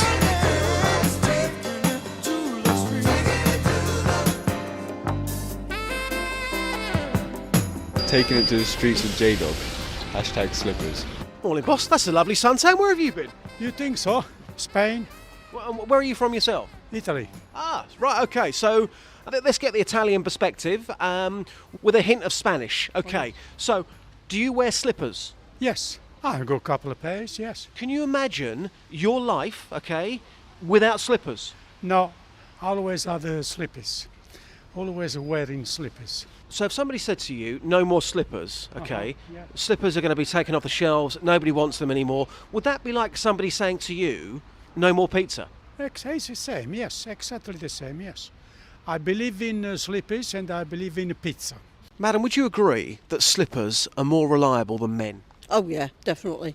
Definitely. How many pairs have you got? 4. And what's the most outrageous pair that you've got? Monsters. And just lastly, can you imagine going home later on, okay? Can you imagine going home and suddenly those 4 pairs of slippers that you've got have suddenly vanished and you can't go out and buy any more slippers ever again? Can you imagine a world without slippers? No. Slippers? Could be a thing of the past. Oh, that's sad. What do slippers mean to you?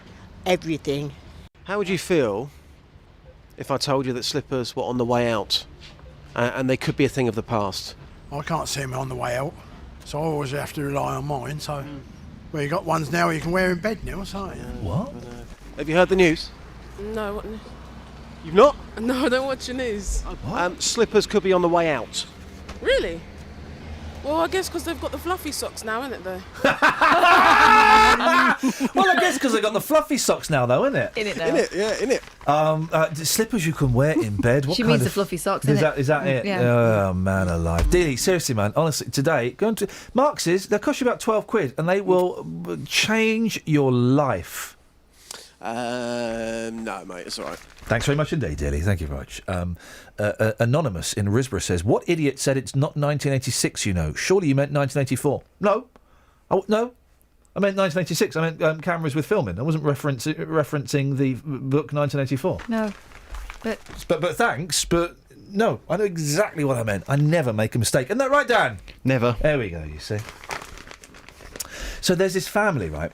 And well, I say family, it's 2 old people. Hey, one of them looks like what Michael Nesmith from the Monkees looks like now. He does, Doesn't he? yeah. He does. And they collect pottery, and it turns out and pottery is one of the dullest things in the world, isn't it? I mean, it really is. What are we talking? Royal Dalton ladies or what? Well, just have a look, like clay. Oh, earthenware. Earthenware. I used to like them. I preferred them when they kept fire. Earthenware and fire. Yeah. Kind of. Yeah. Don't open with there. it. A couple amassed a £1 million... Here we go, Ollie! Is Ollie still in the building? He can go and do this. All he can do is go around there, tell him that stuff's nicked, and wallop, he's got it. A couple amassed a £1 million pottery treasure trove in their 1-bedroom bungalow. Alan and Pat Firth... I've got a problem. They have compulsion. They could have spent that on a 2-bedroom. Looking at some of the stuff they bought, it really is rubbish. Spent £27,000 over 4 decades on the vast hoard. Be careful how you say that. Otherwise, it's a fat prostitute. Yeah. The works were stacked to the ceiling, wrapped in newspaper in the attic, or dumped in the garage next to oil cans. Oh. They survived despite the Firth's Siamese cats given... Now, if you want a vicious cat, Siamese, they are nasty. They're beautiful, though, aren't they? They're beautiful, but they know it. They know it, Yeah. and that's their problem, and I'm not being racist. What do we call Siam these days? Is that China? No. What's Siam? Vietnam? Taiwan, isn't it? Oh, come... Thailand. Is Siam Thailand? We better look it up quick. No, Danny, look it up quick. Danny, Google what Siam is now. We don't have to hear you doing it. Just do it and then Hold on, mate, hold on. You've got a leaky mind. When experts cleared... Oh, hang on a minute. One of them's dead. Right. When experts cleared the house after Alan, 80, died in March, one compared it to opening Tutankhamun's tomb. Oh, they're both dead. Oh, flipping it, they're both dead. Oh, all right, okay. Well, suddenly you should feel bad about yourself. No, they are. They did have a problem. Well, they're dead. But they weren't enjoying the pottery. It was all wrapped up. They were just like compulsion to buy things. Auctioneer Jason Wood said, there were wonderful things wherever you looked. The family thought the value was in the property and they got very excited when I told them the collection was worth there's more. What's it called now? Don't mouth to him what he's supposed to say. No, I've Googled it. And what is it? Service integration and management. No, the country. Oh, Is it too late to get Kelly back? I never thought I'd miss Dimwit. Travel news for beds, cards and bugs. BBC Three Counties Radio. On the M25, a lane's closed anti-clockwise but at junction 12 for the M3, which is causing a delay from junction 18 for Chorleywood, and clockwise 2 lanes are closed just after junction 24 for Potters Bar, which is causing queues from junction 22 for St Albans. In Borehamwood on the A1, it's very slow from the M25 towards Stirling Corner, and the A40 Western Avenue between the Swakeleys roundabout is very busy heading towards Acton. On the M1, it's slow southbound around junction 12 for Flitwick, and it's also busy on the A5 southbound in Dunstable from the A505 towards Brewers Hill Road through the roadworks. In Milton Keynes, Grafton Street is closed both ways because of an accident at by the Stadium MK at Bletchley Way, so that's causing delays between the A5 and Bletchley. Samantha Bruff, BBC Three Counties Radio. Sammy, thank you very much indeed. Hey, a lot of calls today, thank you. Some interesting bits and pieces, some rubbish as well, I'm going to be honest. And a man who carved potatoes into penises. I mean... Don't forget, if you go to the BBC iPlayer, type in Iain Lee and Catherine Boyle, there is a bonus show. We do a show Saturday, midday till 2. It's even more fatuous and shallow than this. Imagine that. I was right, Siam's now Thailand. And vocal across beds, hearts and bucks. This is BBC Three Counties Radio. Thank you, Ian. Good morning. Welcome to the JVS show. I'm Jonathan Vernon-Smith. It's Thursday. It's 9 o'clock, and on today's Big Phone In, do you think it's right to set every speed camera on the motorway to 70 miles an hour?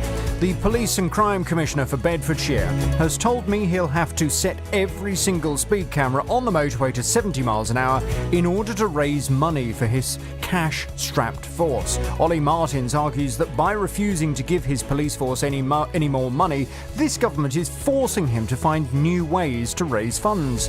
And switching on every gantry camera could raise around £1 million. But is this just a cash cow, or a sensible safety measure which will also help the police pay for themselves? I want your calls in this hour. Do you think it's right to set every speed camera on the motorway to 70 miles an hour? Here's my telephone number for your call. It's 03459 455 555.